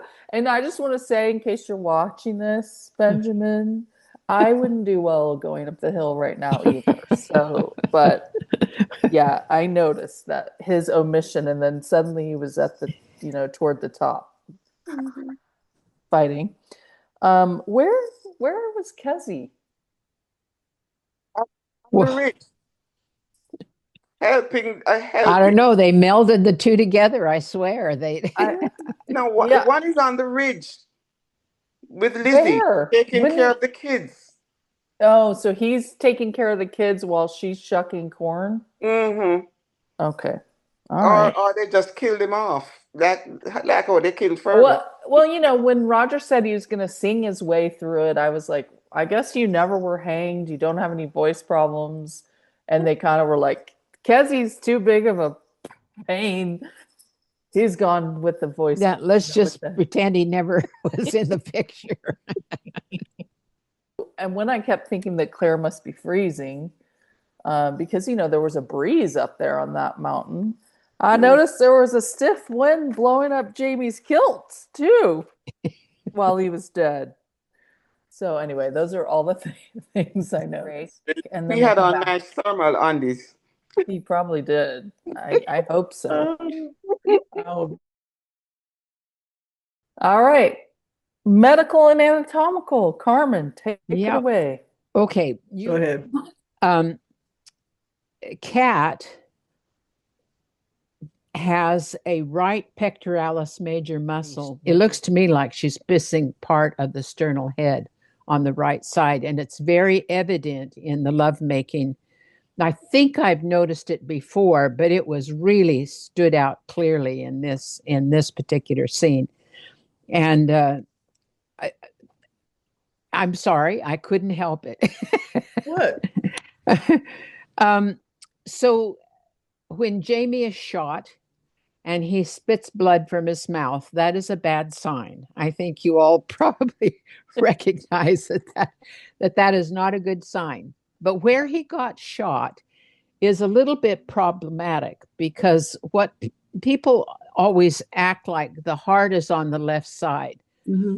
Actually, over a third of the heart lies behind the sternum. Yeah. And there's a little bit that peeks out on the right side of the sternum.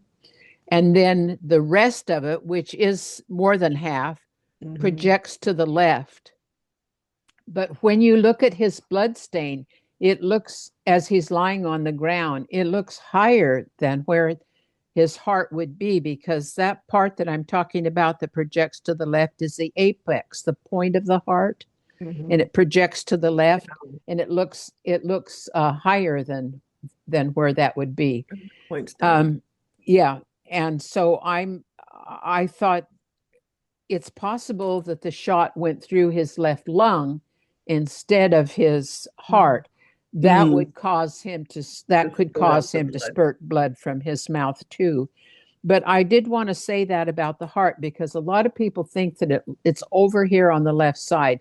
Only the tip of it is over. Only the a third or a half of it is sitting over to the left. The rest of it is actually behind the sternum or to the right.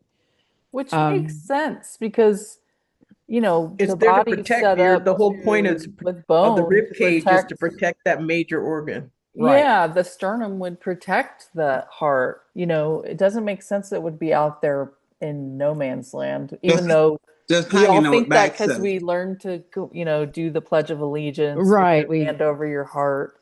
Right. Yeah, that makes sense. So I did want to say that about it. I believe that there are people who are saying online that Claire dies when her hand drops and she lets out that big sigh. I don't believe so. I think that is the point where she goes looking for Jamie.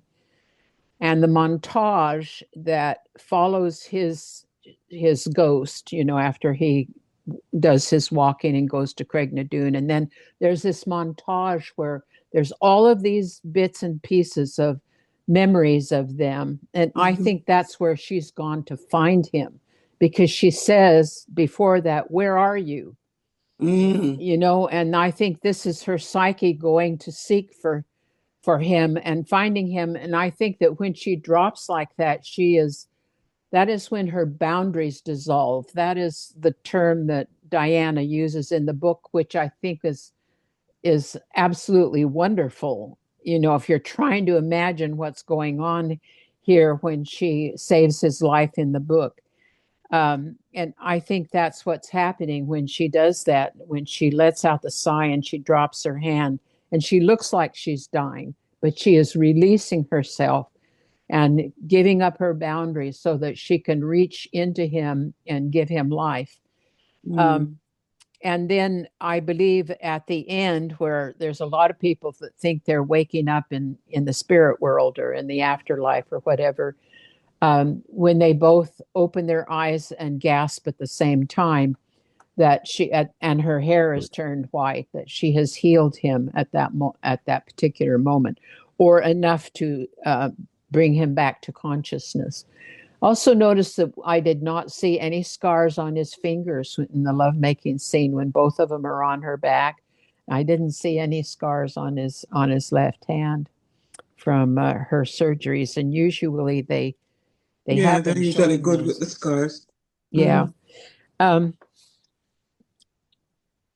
I want to go back to the idea of why I think that um, that they put Faith's resurrection in, that Master Raymond brought her back from the dead, because I think they decided way back in season 7 that they were going to have him die in this episode, and so they set this up in order to give her the show that she could have that power herself to bring back someone who had died. And the reason why I think he actually died is because that's when his ghost went back to look at her, and traipse through the Craig Nadoon, and in his footsteps leave the forget-me-nots that sprang up.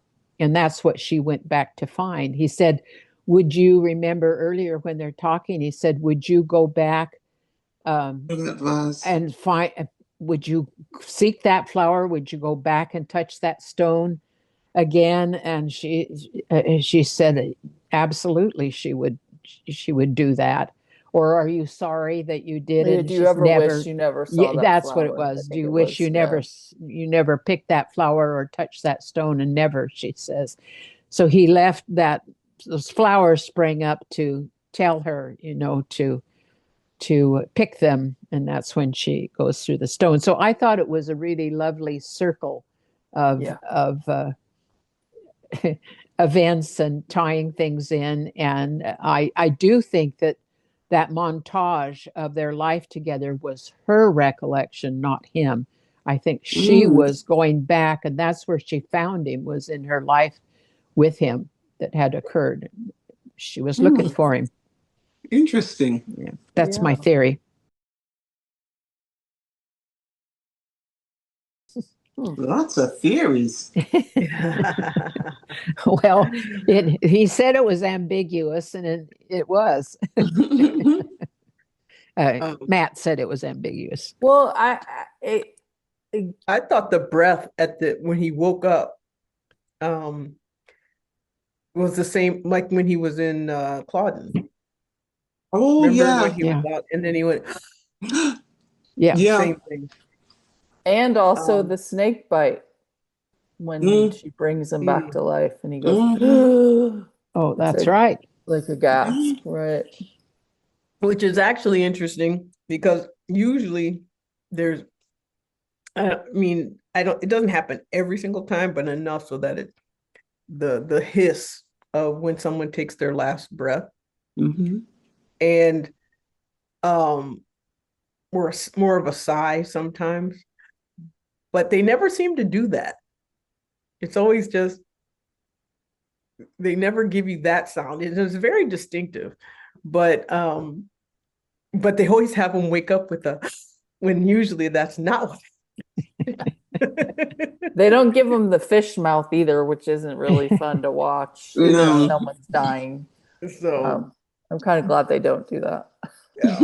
But the one thing I just noticed is that he seemed to, for someone who got shot in a way so that he bled out through his mouth, which means he probably was bleeding internally. And then the fact that his heart stopped beating, and so he wasn't getting his blood supplied to his skin. He stayed awfully balmy throughout that whole. But did you notice how pale she got? Yes. She got very pale. Because she was pouring her life into him, and that's why he stayed as animated looking as he did, because she is really pale. And then her blouse is blue. I don't know if you saw that. I did notice that. And her skin has a blue tone to it. Her facial skin, to me, has a blue tone to it, and then her white hair. It's very subtle, though. It's not. I had to look at it. I had to go back times. and look. Yeah, me too. Because I kept hearing about this blue light. So I'm like, and I'm saying, look, and I still didn't see it, but I saw it in her sleeve. Yeah, like blue in her sleeve, and that was it. Yeah, I like the fact that it was subtle, that you really had to pay attention. Yeah, because if it had just gone bright cobalt blue, I would have said, "What the hell?" Yeah, we're back in soap opera land. So I thought that was good, that it was subtle, that you had to really pay attention to see it. And I think that's interesting, Carmi, in terms of the fact that, because I was thinking to myself, oh God, Carmi is gonna say he has been dead for a day and a half. He should be as stiff as a board by now. That's And what I it was saying. I was didn't like, look, when is Rick and Morty gonna and set it it? didn't look that way. But you see, that's what Carmi just said. Claire is draining her own life and pouring her life into him. Yeah. Yes. So she's reanimating him. So that's why she gets so pale and white and why her hair turns white Okay. completely. So That's what I I can buy that. thought too. That's my Yeah. theory. I Yeah. can buy that. Mhm. And you That's know, a good theory. do they really want to kill them both at the end of this season? If No. book 10 comes along and they decide, 5 years down the line that the whole crew wants to get back together, are they going to? Well, I think it's gonna be movies. Like someone said, like Downton Abbey, it's gonna like the series is gonna be done, but the movies are gonna come out. I There'll be hope like a not. movie here and a movie there. Because they're just, I mean, there's a lot of money to be made, and it's all about money. Well, that's why I don't think that they're dead. That's Yeah. another reason why I don't think they killed I them, is think they will. I because think there's gonna come a point where somebody is gonna feel insecure enough about their career so that, and they know this is gonna be a boost, that they'll do it. I think they will. yeah, I give it 5 years. Especially if they spearhead the project and it is part of their, you know, investment diversification, which is Sam's thing. Mhm. I don't know Yeah, about Claire. I mean, Katrina. about Mhm. cat. Katrina joining it, but I could see Sam doing a movie. Oh yeah. I don't want a movie. I think a movie won't work. I A don't nice want a little movie either. miniseries. A nice little miniseries based Yeah, on book 10. yeah. Or just a season. Like I want reunion season 9. And I don't know if anybody who watched my interview, but I asked Diana if she thought there was a possibility, and she started to say, "No, I really don't." And then she was like, "But then there's book 10." And then all of a sudden we were like bouncing off each other, and she was saying, Exactly. "Oh, it is?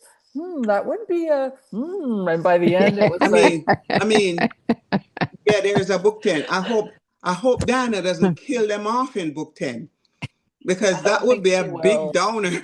I don't think she will. I think it'll be something similar to Well, this where I they're think the fact that one of Bree's children is not a traveler is going to come up. for sure. Yeah. Yeah, yeah, yep, yep. But I same, and this isn't medical anatomical, but I was really impressed that Matt was able to pull this off. Yeah. I really was, especially throwing in shitty episode 807, like to take time and energy and whatever, and make us all be like, ah, and then to bring it back and do He this. I mean, I don't see why that was he necessary, I did a but think pretty good though, I job. think He that really did. he pulled off some of it, but I think that um the emotional gravity, Mm, was other missing. than the expected with Claire, crying over Jamie, was missing yeah. all of I it. thought the men demonstrated in a manly way More, their yeah, grief. Yeah. more than the They women did. saw it. I mean, Mm, they Yeah. saw it, and I think the shock look on Ian's face. Yeah. He was stunned, and Yeah. Even and Roger. yeah, and I thought that was good and believable to me. And I did think about what's the likelihood this guy could actually grab a weapon with all those men watching, the scene and shoot him. But when he fell off his horse, it seemed like he broke his leg. mhm. He was, yeah, they may have And so carried him, and he may have had it tucked in the back yeah, of his exactly. under So they his coat. grabbed him and carried him, and they never Mhm. probably would have thought he would be a danger to anybody. Yeah. Mhm. I Um, mean, it took me by surprise because I was like, wait a minute. I thought it was great. I thought it was a great twist. Yeah. Mhm. I thought it was just Yeah. great. Well, let's go on to legal if we're all done with that. Oh, I just wanted to say that Jamie didn't do half-mast eyes when he died. I saw that. He closed them all the way. Yeah. And I thought you might comment on that. Yeah, because he wasn't because Because he wasn't dead. because he Because he wasn't wasn't dead, because dead. she was pouring her life force into That's him. right. That's what I thought when I saw her all pale, and I thought she just has poured everything into him and kept him alive. Yeah, if you remember when she was taking care of, what was their name? The baby. Hmm. The What's his Whitaker Whitaker? baby. The Whitaker baby. Um, what was I going to say? Oh, she just you watched her heartbeat in her throat, Hmm. and she was synchronizing her heart with the heart. She felt a heartbeat a Of the little baby. bit with a baby, and she was synchronizing her heart with that baby's heart to bring it back to life, as she was also giving it some resuscitation, but at least intermittently. But it was very dramatic, both of them. I thought it was very dramatic, and have wept myself dry this Oh, weekend. watching that, yeah. But maybe that is, Carmen, maybe when she was saying, "Where are you?" she was trying to synchronize her, Yeah, she was. heart rate with him, She was and looking for him she had to Yeah, find him as a ghost or whatever somewhere in their in yeah. the astral past. He plane. was he was tangible enough for her to Yes. do that with. In the what? Astral plane. Astral Yes, plane. yes. Okay, let's go to legal. Antoinette, did you? It's just that I noticed that Jamie did his will, but in modern times, the will wouldn't be valid unless it was witnessed by two people who were there, because you have to have that Oh, that's testamentary right. clause that we signed it. We saw him sign it in our presence, and then we signed it. So I was planning to look and see when that came into vogue, Mm, and to see if that was accurate, that because the will in modern times, that will would not be valid because Right. it wasn't witnessed. You know, we just have been watching Washington Mm-hmm. on PBS Masterpiece, I believe it was on.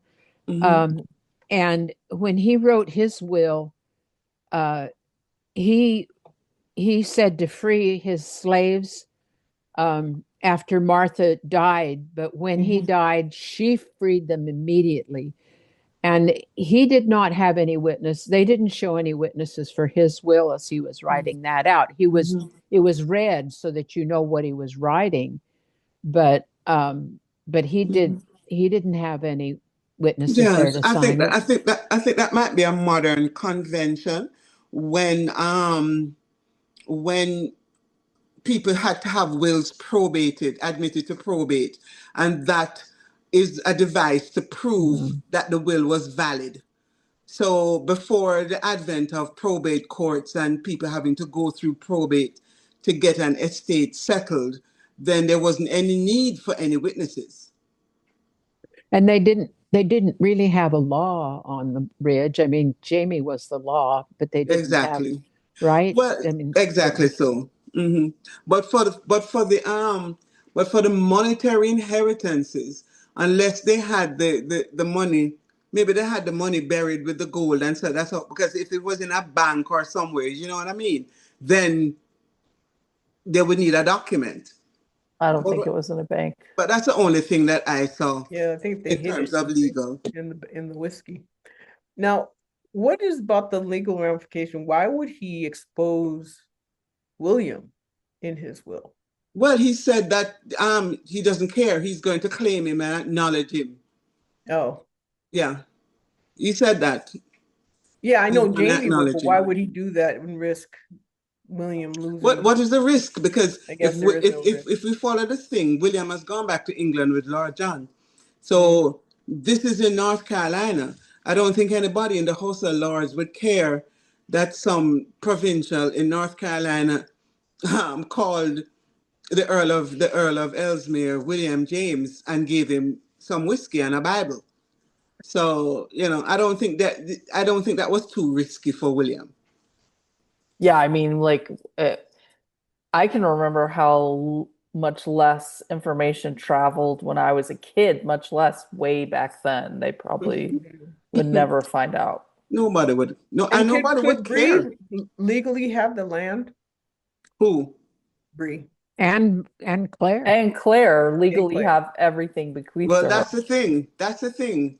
Because, but remember, a lot of the modern laws that we acknowledge weren't in existence in North Carolina. I mean, in Scotland, women were not allowed to have property, right? So Mm. a bequest, whatever that word is, of land could not be left to a woman. But remember, hold on, remember that in the books, Brian and Ellen, remember they said that they didn't want Brock Turach to be, it had to be Ellen's so that she wouldn't be dependent on the Frasers. Oh, It had to be, you remember, It, does anybody yeah, remember it that? was an I agreement. do. And it Yeah, was it was an before agreement. this. Yeah. Yeah, it was before this. Yeah, it was an So I agreement. So guess maybe it I would suppose work. people can Be, do, the thing is, people yeah, can be, agree to take themselves outside of the law. People can mm. agree It was to between the Mackenzies and the Lovett, wasn't it? That yeah, agreed that they would have this property and it that would they will stay have with that them. property. Yeah. Yeah, I and it guess it wouldn't pass to depends the Frasers. I guess it depends on if there was somebody to contest whatever it was. Exactly Yeah. so. Yeah. Yeah. Who's gonna go Okay. up to the ridge and tell himself's daughter that she can't have the land? or or Ulysses. herself. Yeah, Ulysses. Okay. Well, let's go to BTS. Thomas Jefferson called the battle at Kings Mountain the turn of the tide of success. It was really important in the Revolutionary War. And the reason of it was because that Ferguson was protecting Cornwallis's western flank. And when he fell and his men lost the battle decisively, his that side was not only unprotected now, but in addition to that, it caused Cornwallis to withdraw from North Carolina because there weren't enough loyalists there to really support his cause. He needed loyalists to help his army. And that's why he went on up to um, Yorktown. He went up to Virginia then and left Charleston, went up to Virginia, and that's where he met his he ended up surrendering Tom, to was it? Washington there. So this was really a pivotal battle for in the back country for the loss of the British Southern strategy, they called it. The battle lasted less than 60 minutes. So the swiftness that they presented it with was accurate. 300 uh, of the British were either wounded or dead, and 700 prisoners. And it was only like something like 9 of the Patriots who were killed. It was a decisive victory. It really was. And Ferguson was Scottish, and he did wear a red checkered shirt. But he was shot mid battle and killed mid battle. And when they got his body, he had 8 bullet wounds in him. So they only showed 4, but they pummeled him with bullets. So that's a really the major things I wanted to say. That if we have time, I might say something about Bannister Tarleton because he plays a role in this business. Go ahead. Go ahead.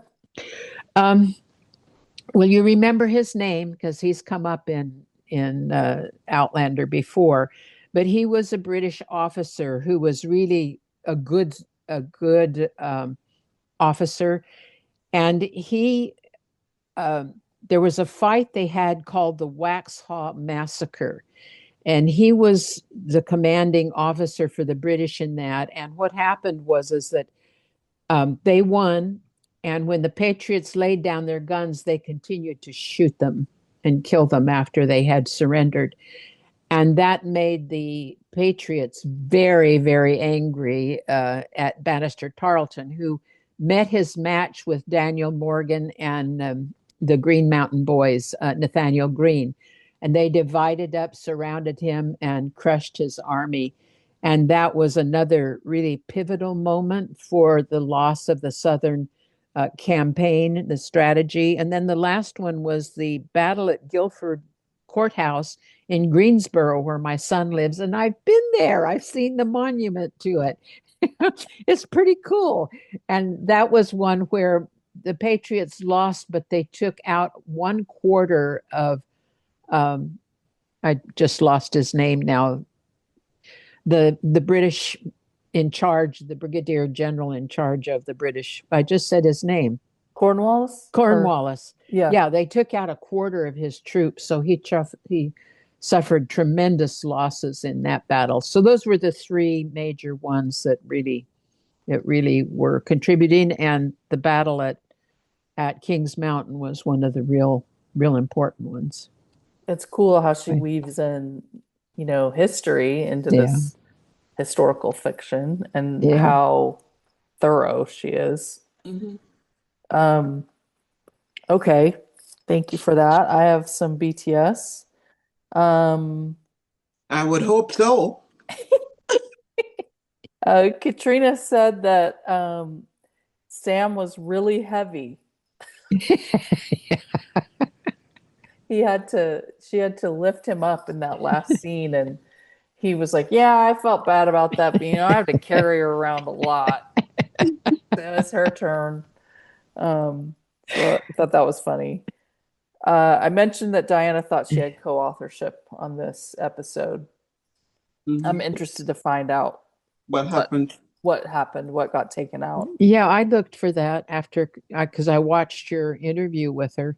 Yeah. And I heard that said, and I looked for her name, and I didn't see it.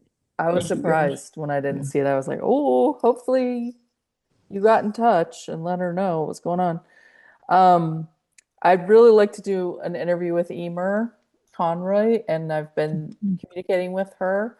And she does a walkout song to get the guys ready for battle. Mhm. She lets them choose a song. Meryl shared a video of John Bell's walkout song, it's the "Where have all the good men gone?" and Where are all the go? Yeah. yeah, exactly. I need a hero. Bonnie something is her. Is that Bonnie I Raitt? right? No, No, it's not Bonnie Right. Wright. It's No, Bonnie Bonnie Tyler. Tyler. Yeah, Tyler. that's Okay. what it is. Yeah. That's an old one from the 80s. But anyway, that's what guy and I said, man, that worked on him. And she said that Thunderstruck was another one that they played. She said, I don't remember if that was chosen or if we just played it. So I thought that was cool, a thing to find out that she does that. No, Carmen, you loved that scene with Jamie and William coming up Out of the water. Out of the out of the water. water. Have you seen the video of that? Uh-uh. Okay. It's on my Instagram stories and it's kind of going around, but they were shooting that and it was Charles's last day and they both come up and they've got like, goggles on and they've put floaties in the water behind them. So you've got the two Scottish guys and they're like, wow, rah, rah, rah.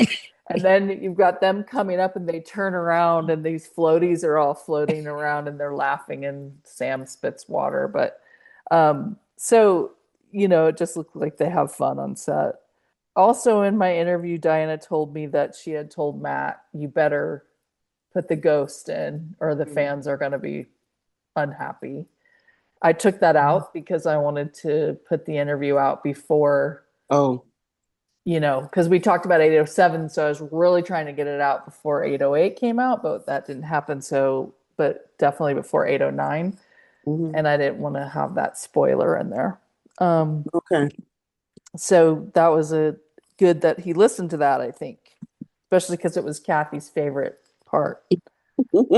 Um, some things, and Carmen, I'll do a handoff to you on this one, but just mentioning the last little cameo bit after the credits where that Diana is signing the books. Mhm. Katrina directed that.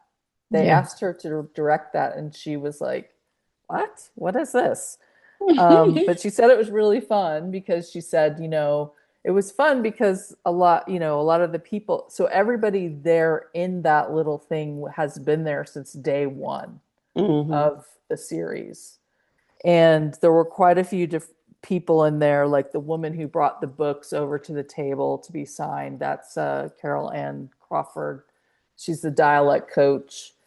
I don't know if you guys noticed, Meryl and Tony are in line, and I remember thinking, like, Meryl looks different. And it was because they were supposed to be in the 90s, right Mm. after Outlander came out. So it was cross stitch in the UK. And so they're in their 90s garb. But Katrina said it was fun because she's like, people are like, what do actors do? But they were all in their costumes and getting their hair done and all nervous about what they were supposed to be doing. And she was kind of like, also in there was Suzanne Smith, the casting director, and Davy Hollywood, Sam's Sounds driver. right. She said in the interview, she said, I figured it out. Diana doesn't age at all. I think she's a time traveler. She's Claire, Doug is Jamie, and she's a time traveler. I thought that was pretty funny because it's true. She doesn't age. Matt is actually in there too. He walks by in the background. No, I have to go back and watch I have to that. go back and watch that. Yeah, I Yeah. he didn't see him at does. all. And then the books, I wasn't clear on this. Maybe Carmen, on the bookshelf are all by people in the True. production. And I Mhm. don't know if they're actual really books or they're made up books. I don't I know. don't know. Books are made up books. They are The Well, titles represent what they do on the show. Like Davy's book was something about driving through Scotland or on the road. Yeah. well, I thought maybe they wrote books during the show. That No. would be smart. People No. probably buy them. okay, no, I haven't mentioned my Easter eggs. Did you see the blue vase behind on the stand behind Diana? That's the No. blue vase that she saw in the In the window. I window. do. It looks really the same, and then Okay. it is full of blue forget-me-nots, or they look like they're forget-me-nots. The Karen that she was writing, the daughter's name was Karen Henry, that writes outlandish observations. Oh, Um, nice. and that leather inspiration was Claire's Was Claire's book. her Mhm. leather Yeah, that journal she that was she was writing. writing her story in, and that's Yeah. what's sitting to Diana's right. The bookstore looked very much like the Poisoned Pen in Scottsdale, by the way. It looks very much like that to me. And then Diana was wearing both a gold and a silver ring. Her silver ring being probably platinum, but it's her diamond one. But on the other hand, she was wearing a plain gold band. Oh, Um, she is and Claire. then that painting of announcing the signing, I was wondering if that might be the cover of book 10 with the standing Mm. stones on it. Oh, I That's didn't all. see That's that. all the That's a good possible one. Easter eggs that I had. I've got to Okay. go back and watch that. Yeah. And I mean, I think people are going through some kind of catharsis, the fans. Yeah. So, but I'm reading from what I'm reading on threads, people are going through it, trying to Yeah. make, trying to reconcile with the end of the show.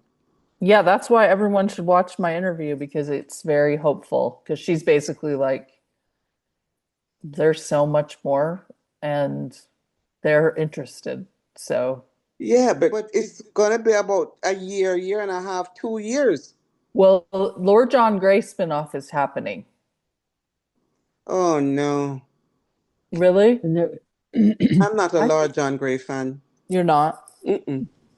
Okay. Carmen is. Yeah, I like him, but I don't like the fact that they were always having him having some kind of sexual encounter in public. I feel like they really desecrated that character Yeah, in Yeah, Outlander. yeah. yeah. That's But why I'm not interested in a spin-off but because I know a hopefully they spin-off wouldn't is, do that yeah, with him yeah. as But a the spin, main character. what is Lord John going to be doing? They're going to be showing him various liaisons with various men and how close he comes to being discovered and all the danger. I'm not I don't know. interested. I'll watch it and see, I will. but I will I will watch it. not watch a Fanny spinoff. I will Oh, not watch that. it better not. That's what people think.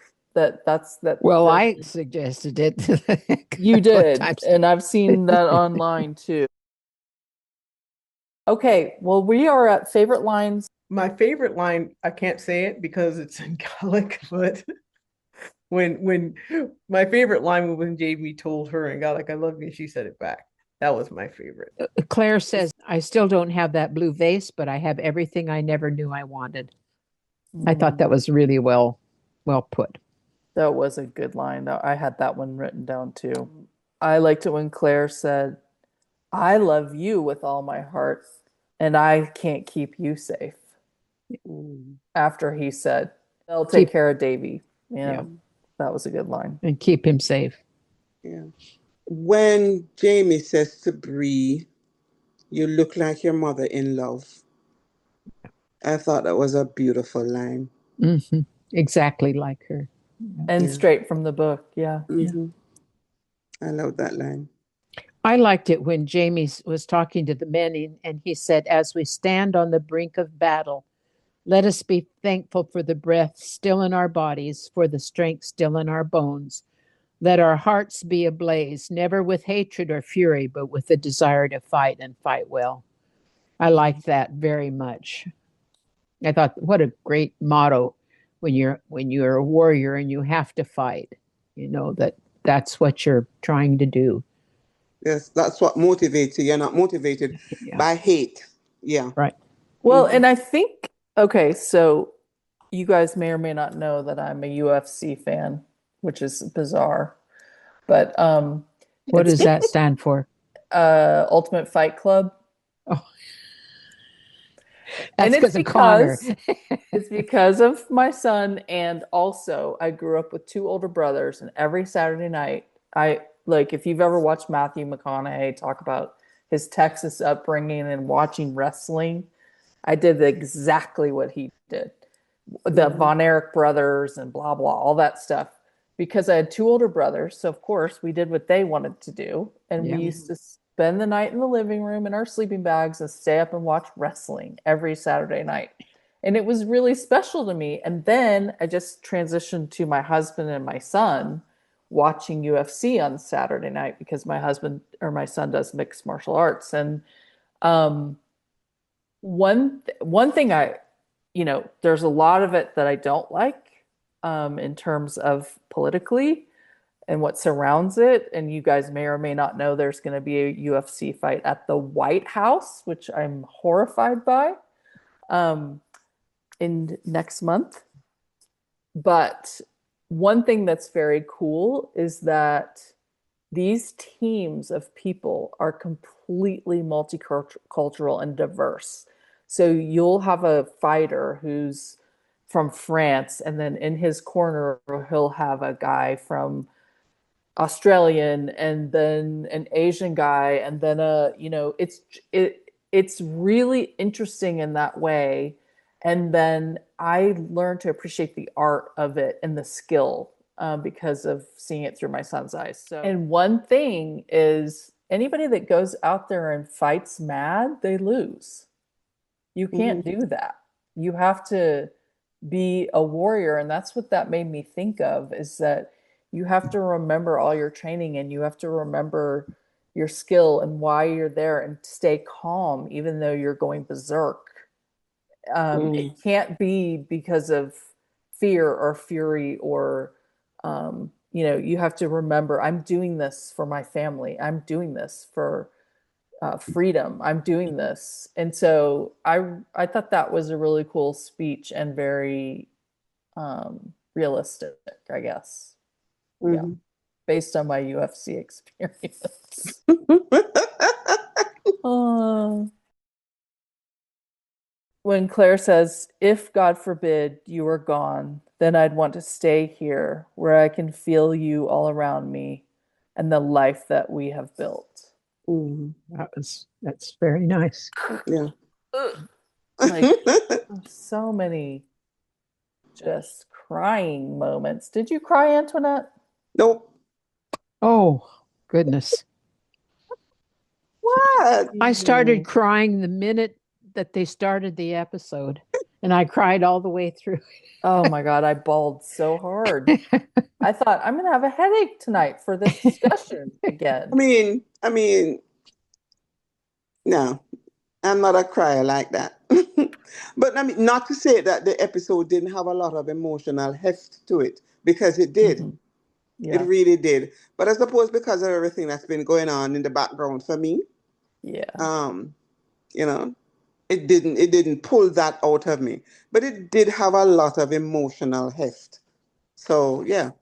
So I can understand why it would affect people like that, especially people who are invested in the characters and the show and who have sensitive souls. Yeah. But also thinking this is the last, this is the end, Yeah. and even our group and just like the whole ride and experience. This is Yeah, my first fangirl experience. yeah, Yeah. mine too. No, well, no. I was, yeah, not me, but this is my first like with a TV show kind of thing.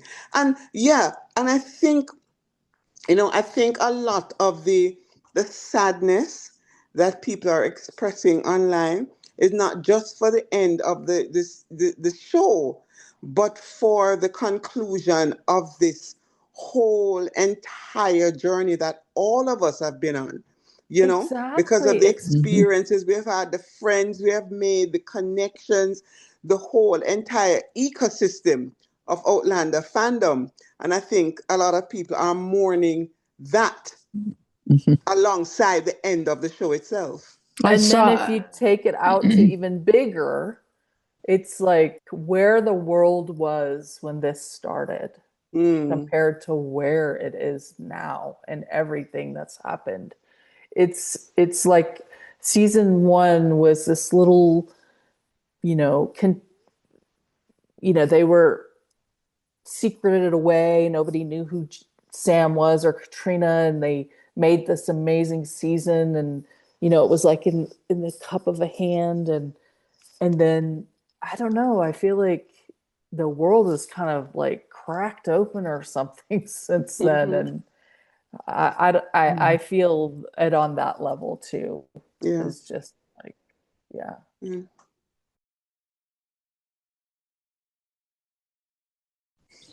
um, so I really liked it when Jamie shouted to his men and said, "Don't wait for my command now, be your own officer." That is true because the American commanders said to their men, and they were surrounding Ferguson by this time. That's why he lost. He concentrated his men on one side of the mountaintop, but he was being attacked from the other side, and they were trapped in the middle of this. But these commanders said, "Don't wait for the word of command. Let each one of you be your own officer. Do the very best you can."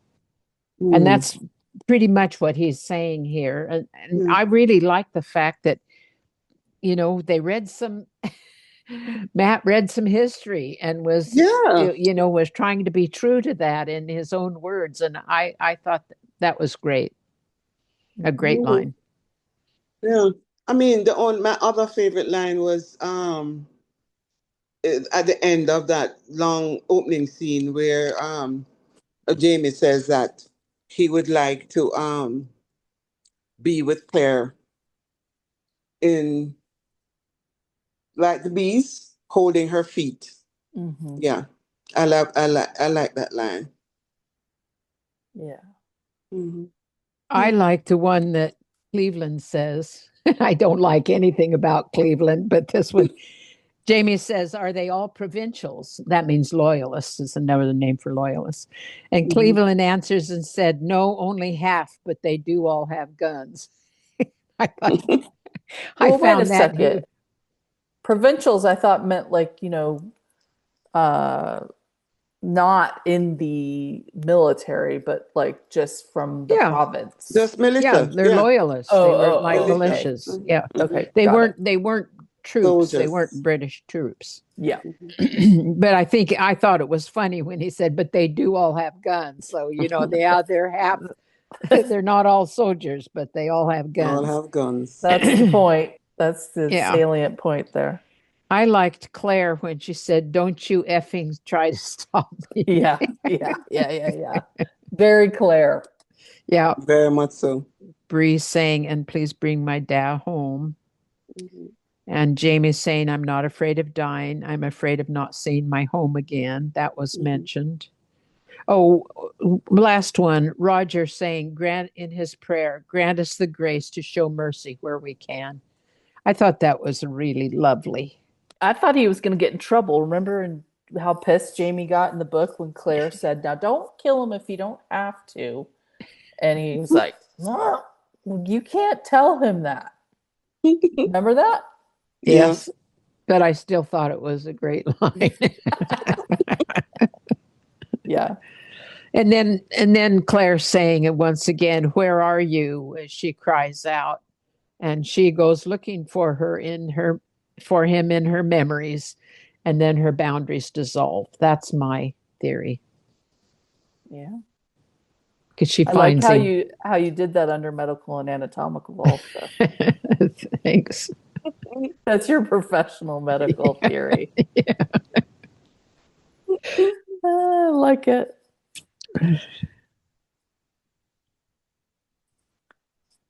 Any more, Carmen? No, Okay. I can't get through anymore right now. Oh. Oh. That's okay. It was a hard. I bawled and bawled. Yeah, me No, too. no. Yeah. Okay. Y'all need to stop. 'Cause you're gonna set me off now. Okay. I've got it under control now. That's okay if you don't. All right, let's go on to standouts. Standouts was um the fight scene, but really it was John Bell and that war paint. I don't know what that just stuck out. At the top of my list is Sam. Um, his acting in this episode was off the charts as far as I'm concerned. His complex facial expressions, his expressions of courage, of fear, of longing, gratitude, leadership that he showed, concern, fierceness in his fighting, uh, his patriotism, and he did all of them very, very convincingly and very, very well. It's one of the best performances I've seen since Wentworth Mm, from him, and he actually had a lot to do in this episode. yeah. Whereas a lot of times, he doesn't have a lot to do, but he had a lot to do in this one. I wish he would get a freaking award for this show. I do too. Not gonna happen. No, I know. I don't know why. That ship has sailed.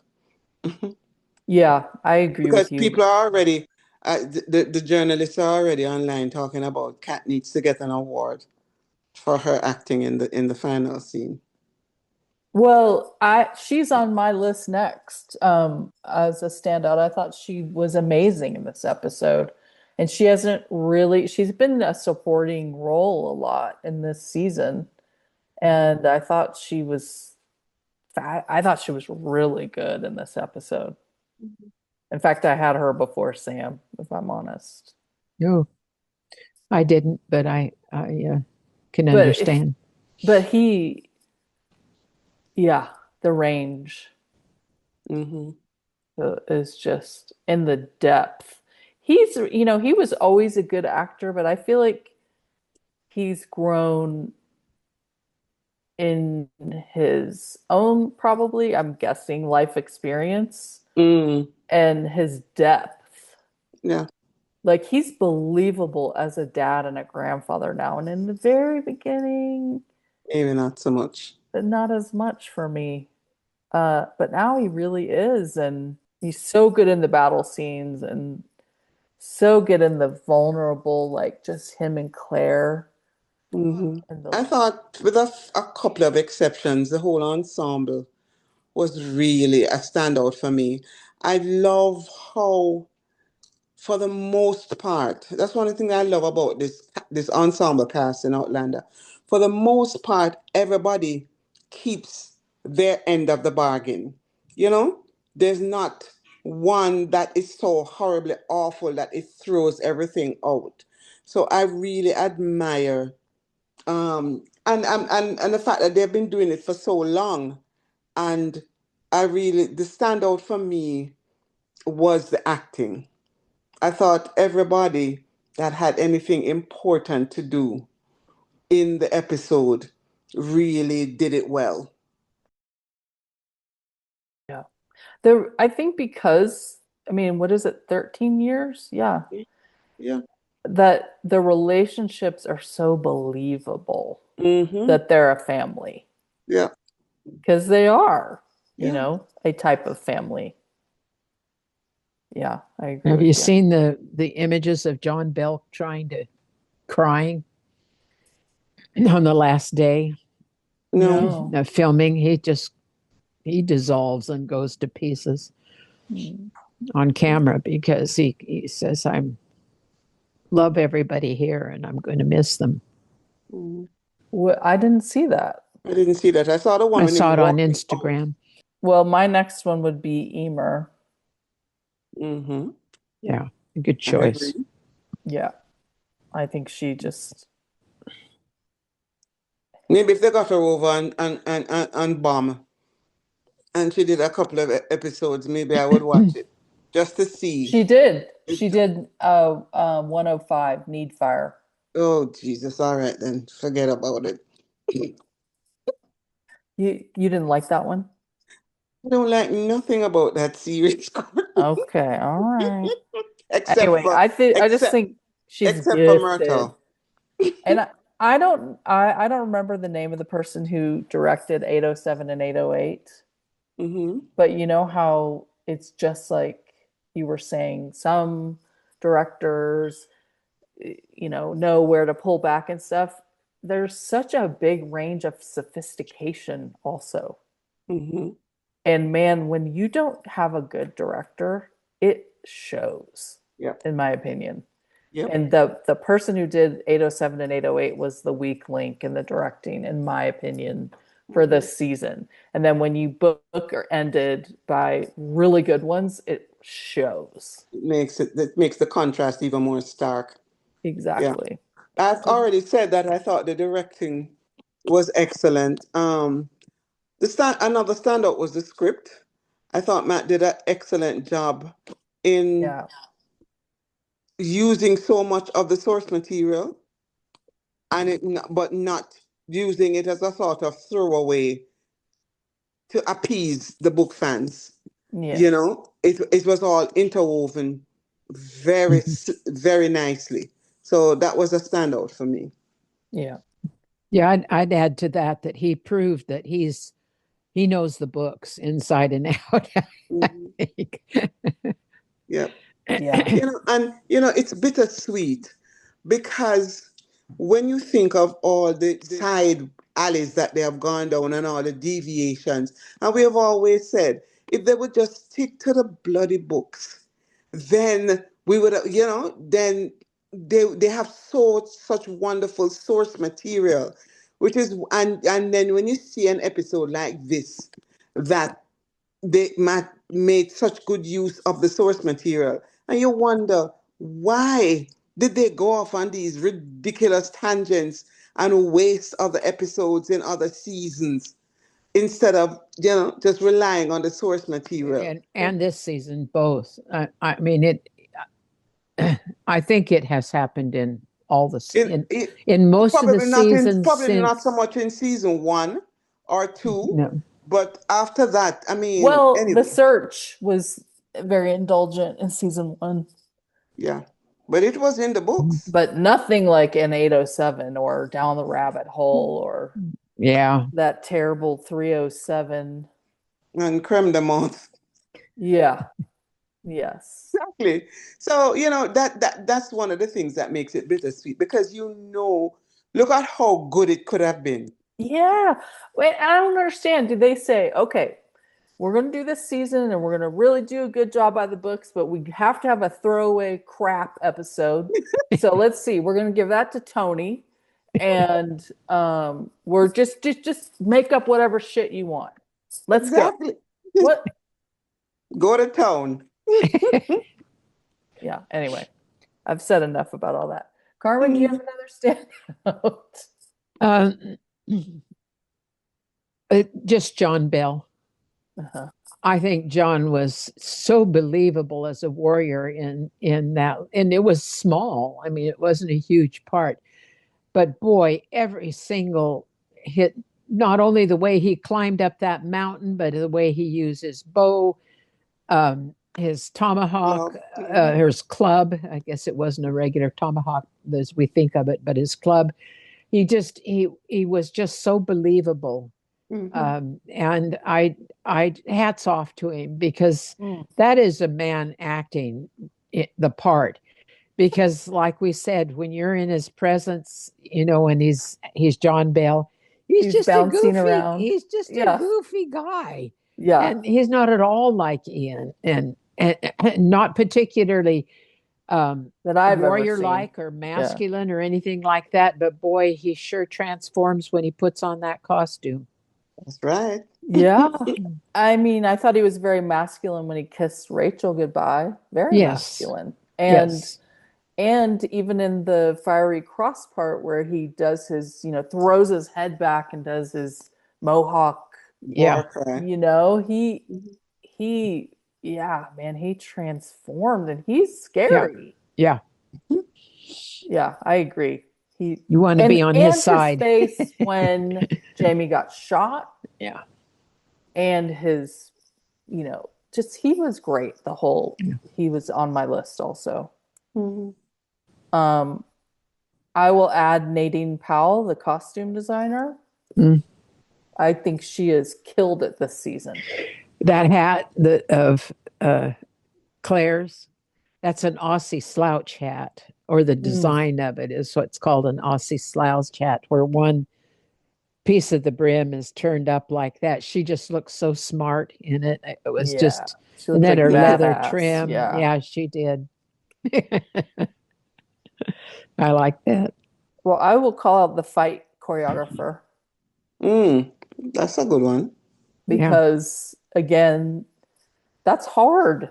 You're choreographing all these people in the foreground. I liked how they had people rolling down the hill and people having to avoid them. And that's so realistic for that. Yeah. But the other thing was that those actors were having to go uphill.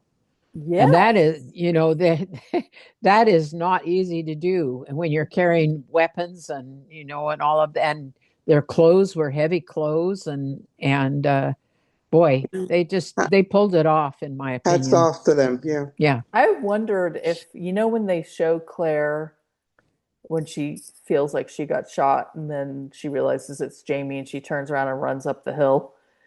I wonder if that was a double, because that person was hauling up that hill. I don't know. I know she goes to the gym. Oh, that's true. Yeah. Could be her. She did run a marathon. That's true too. But sprinting uphill, Yeah. Anyway, I also had Bear, and the music I thought was amazing in this app. Oh, and good point. I mentioned the camera people. I wish I knew people's names. And Dermot Murtaugh as Buck. I love his inclusion in this season. Yeah. I feel like he's Me just too. a Yeah. nice warm blanket around the whole thing. He's like taken Murtaugh's um, Yeah. role as the godfather, and I think he did a great job. He was just always there, Yeah. Mm-hmm. and Yeah. he was a He's one comfort. deviation from the book that I love. Me Yeah. too. Me too. Yeah. Glad they Well, did you know, that. Angus and Rupert. Rupert were too. Yeah. They were deviations from the book, but boy, did they ever catch our hearts. They Oh yeah. worked So for it can sure. happen. It Mm-hmm. can happen. Yeah. All right, let's go to big themes. I would say my theme is that it sounds kind of kitschy, but love is eternal, but in a way, not so much.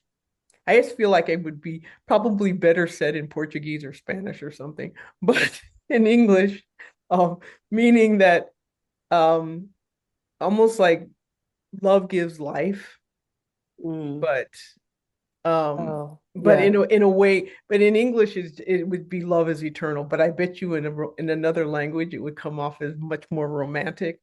But essentially, that love gives life. Oh, yeah. Mhm. That's a Yeah. big, that's the theme. Yeah, Yeah. Yeah, That's it. That's it. that's my theme. It's a good one. it's a good one. I Okay, agree. Carmen. Okay, it's hard to argue with Kathy's summation. That's pretty much hits the nail on the She head. is such a She, good big themer. yeah. But I would say that the way that I considered this entire episode was that it was a love letter to the man known as Jamie Fraser. Um, Finally, he got his due for being having some things to sink his teeth in. So many times, he's got a little bit here and a little bit here, you know, and there it's not terribly interesting sometimes. But this episode just gave him so much to chew on, and I really enjoyed every moment of his performance, and he's a great Jamie. When I first saw him, I thought, no, no, no, no, no, no. And I was so wrong. I was so wrong. Yeah.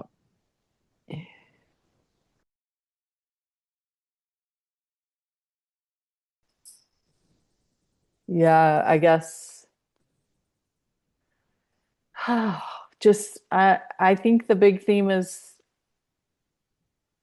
what an amazing ride this whole thing has been, and I'm so grateful. And I don't know what happens from here. Mm-hmm. And yeah, that's it. Mm. But I mean, a lot of it, I'm watching the episode and thinking about it, and there's a Boys to Men song that keeps coming into my mind.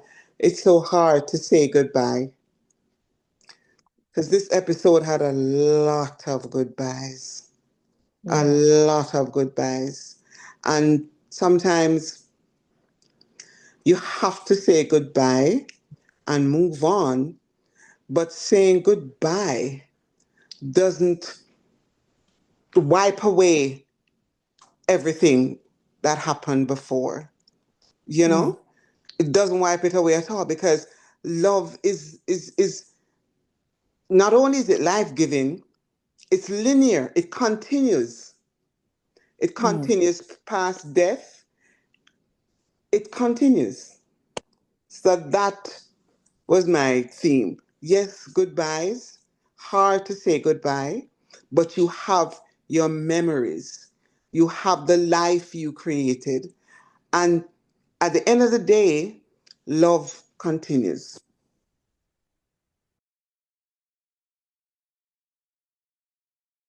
They've said that, Sam said he has Jamie's costume at home with Hmm. him. Hmm. And, Katrina said, "Do you think you'll put it on?" And he said, "No, I probably never will, but it's there." Hmm. And I I'll I bet he like looks it. at it. I like it that it's there. And he said he feels Jamie's with him, and he also said it isn't goodbye because all these relationships that we've built are Built. going to go on. Exactly. And I guess that's true. And there is book 10. And don't you think that Sam has changed? This Oh, part has yeah. changed him Oh yeah. because he was quite immature when he's behaving. Kind of remind me of, not like John Bell, but I mean, he didn't act like John Bell, but he was much less mature person. Hmm. But Totally. I mean, he 13 has, years is yeah, a But he was lot. 30, wasn't he 30? He was 33 or 34 when he started this journey.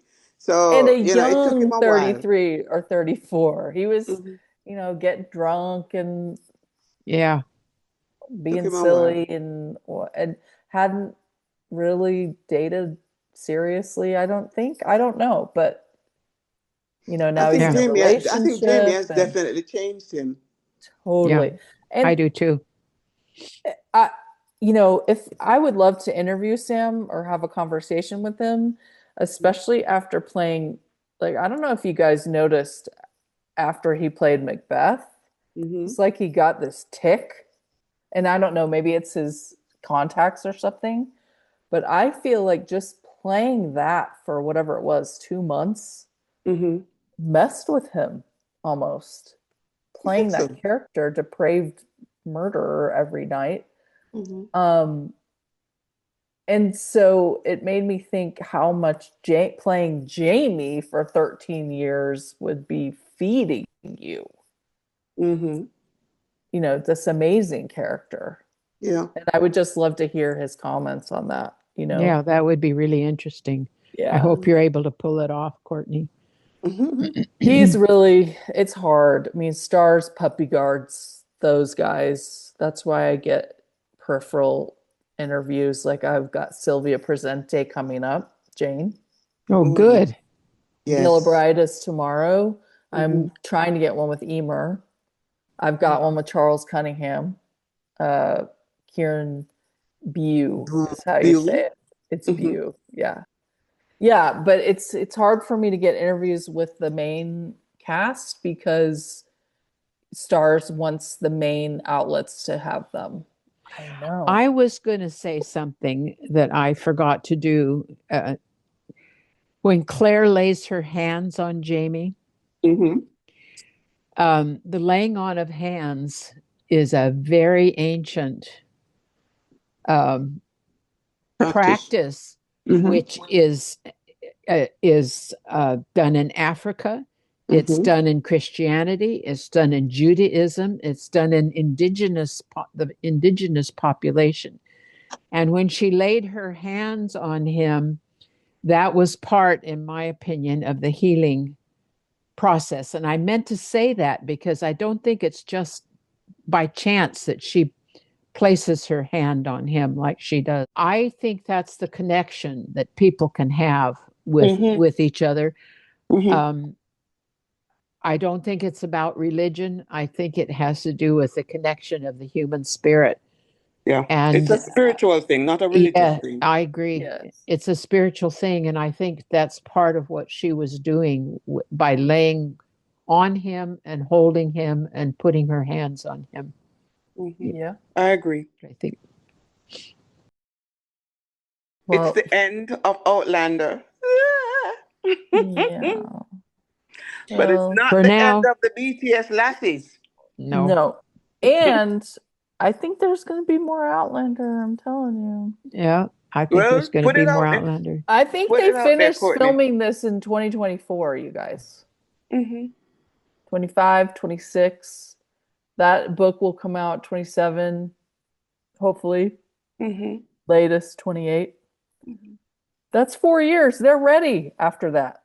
Okay. Put it out there, Courtney. You I manifested. started putting out there. I did an article that was like, and season 9, and people were like, "You're smoking dope," and I was like, Put it out there. "Love you. Love y'all too. This was so Mm, nice, all of us together, but I am like way yeah. past my bedtime already. All Yeah. right. Yeah. Take care of Yeah. yourself. Bye." There. Bye bye. Okay, babies. Okay, my Okay, lovelies. love you Love guys. you. Mwah. Sleep well. Me too. Well, I don't know about that, but I'm gonna try. Bye-bye.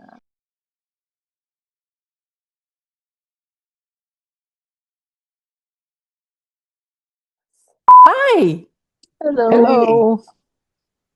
How is everybody? Sad. Tired. I'm sleepy. I Yeah. didn't sleep very well last night, so We have Scotland weather. It's very thematic for this. What? Okay. Shall I go? Antoinette, what? What just she's laughing. happened? I think she's laughing because I'm yawning. Yeah, Oh. this one here is I ready to missed go it. to bed. Yeah. Well, she was I go to I, bed at 9 o'clock these days. Oh, Yesterday I went to bed at 8:30. Exactly. I know, but I'm awake at 4, so maybe we should do this at 4. In the I'm just morning. kidding. Hell Okay, no. Carm, what worked for you? well, You, I have to say what didn't work for me. I Or know have you're I said it? last. I didn't go yet. Oh, I'm sorry, it's you. I think the bear is kicking in. There was a lot of foreshadowing in that conversation between Jamie and Claire about the bees sleeping in the flower for the last ending scene. I noticed that Mhm. well, wait, Jamie it's my said, turn. "Oh, I'm sorry." It's okay. I noticed that it's your turn. I like chai. Like I like spicy, Yeah. like cardamom, milky teas. Yeah, I that's what I had tonight, and I make my own chai, and I make it very spicy Yeah. with a What lot of spices do cardamom you in. use? I use cardamom, cinnamon, cloves, black pepper. Um, You put black pepper in your chai. Oh yeah, yeah, a little yeah, bit. yeah, not a lot, but and some whole peppercorns and some whole cloves. Cloves are good. Yeah, Cardamom is my favorite though. Did you guys yeah, hear me yeah. yelling at Connor? Yes, all of Yes. that is on record, so you want to be sure to take it I'm out. like,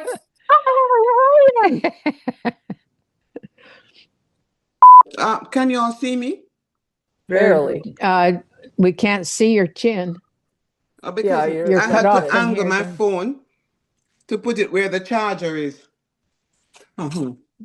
We saw you have a treat There you there. go. There you go. You got some But I have to Cheetos, some hold it Cheeto now. puffs. Yeah, it looks like Cheetos. Yummy. Mm-hmm. Cheeto puffs. I'm addicted. Oh, for fuck's sake. Sorry. That's okay. This damn thing won't work. Hold on. Well, this phone, Apple is trying to get me to buy a new phone. And fuck them, I'm not buying a new phone. So, my phone doesn't hold Tell any us how you charge. really feel, Antoinette. Yeah. No, my phone doesn't hold any charge at all.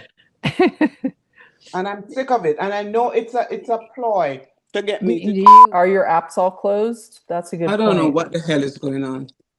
Hold on. Can you see me now? We No. can No, we're see your looking at picture we're or looking your at picture of your Carl. brother. Oh, Yeah, Jesus, help me. Ugh.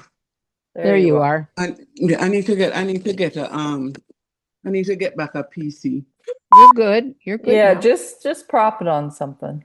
I need to get back a PC because this phone, being on this phone, okay. What the? Listen, this thing is gonna make me start cursing in Jamaica now. Go Nobody ahead, I want to go hear it. fuck. Okay, can you see me now? Okay. Yeah. Okay, and I'm eating my Cheeto Puffs.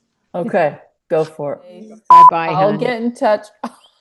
Oh, sorry. I always do that. I just have a habit of turning off my camera first. We'll get in touch about whatever we're gonna do next. Well, we need to do Okay. 808 still. Courtney, Yeah. I have to tell you, well, Yeah. I think I told you already that if you have any plans to do bomb, Yeah. I ain't. Oh, come I know. on. It's so wonderful. This is Ugh. entertaining. All right, I gotta go No. though. Good night. Bye.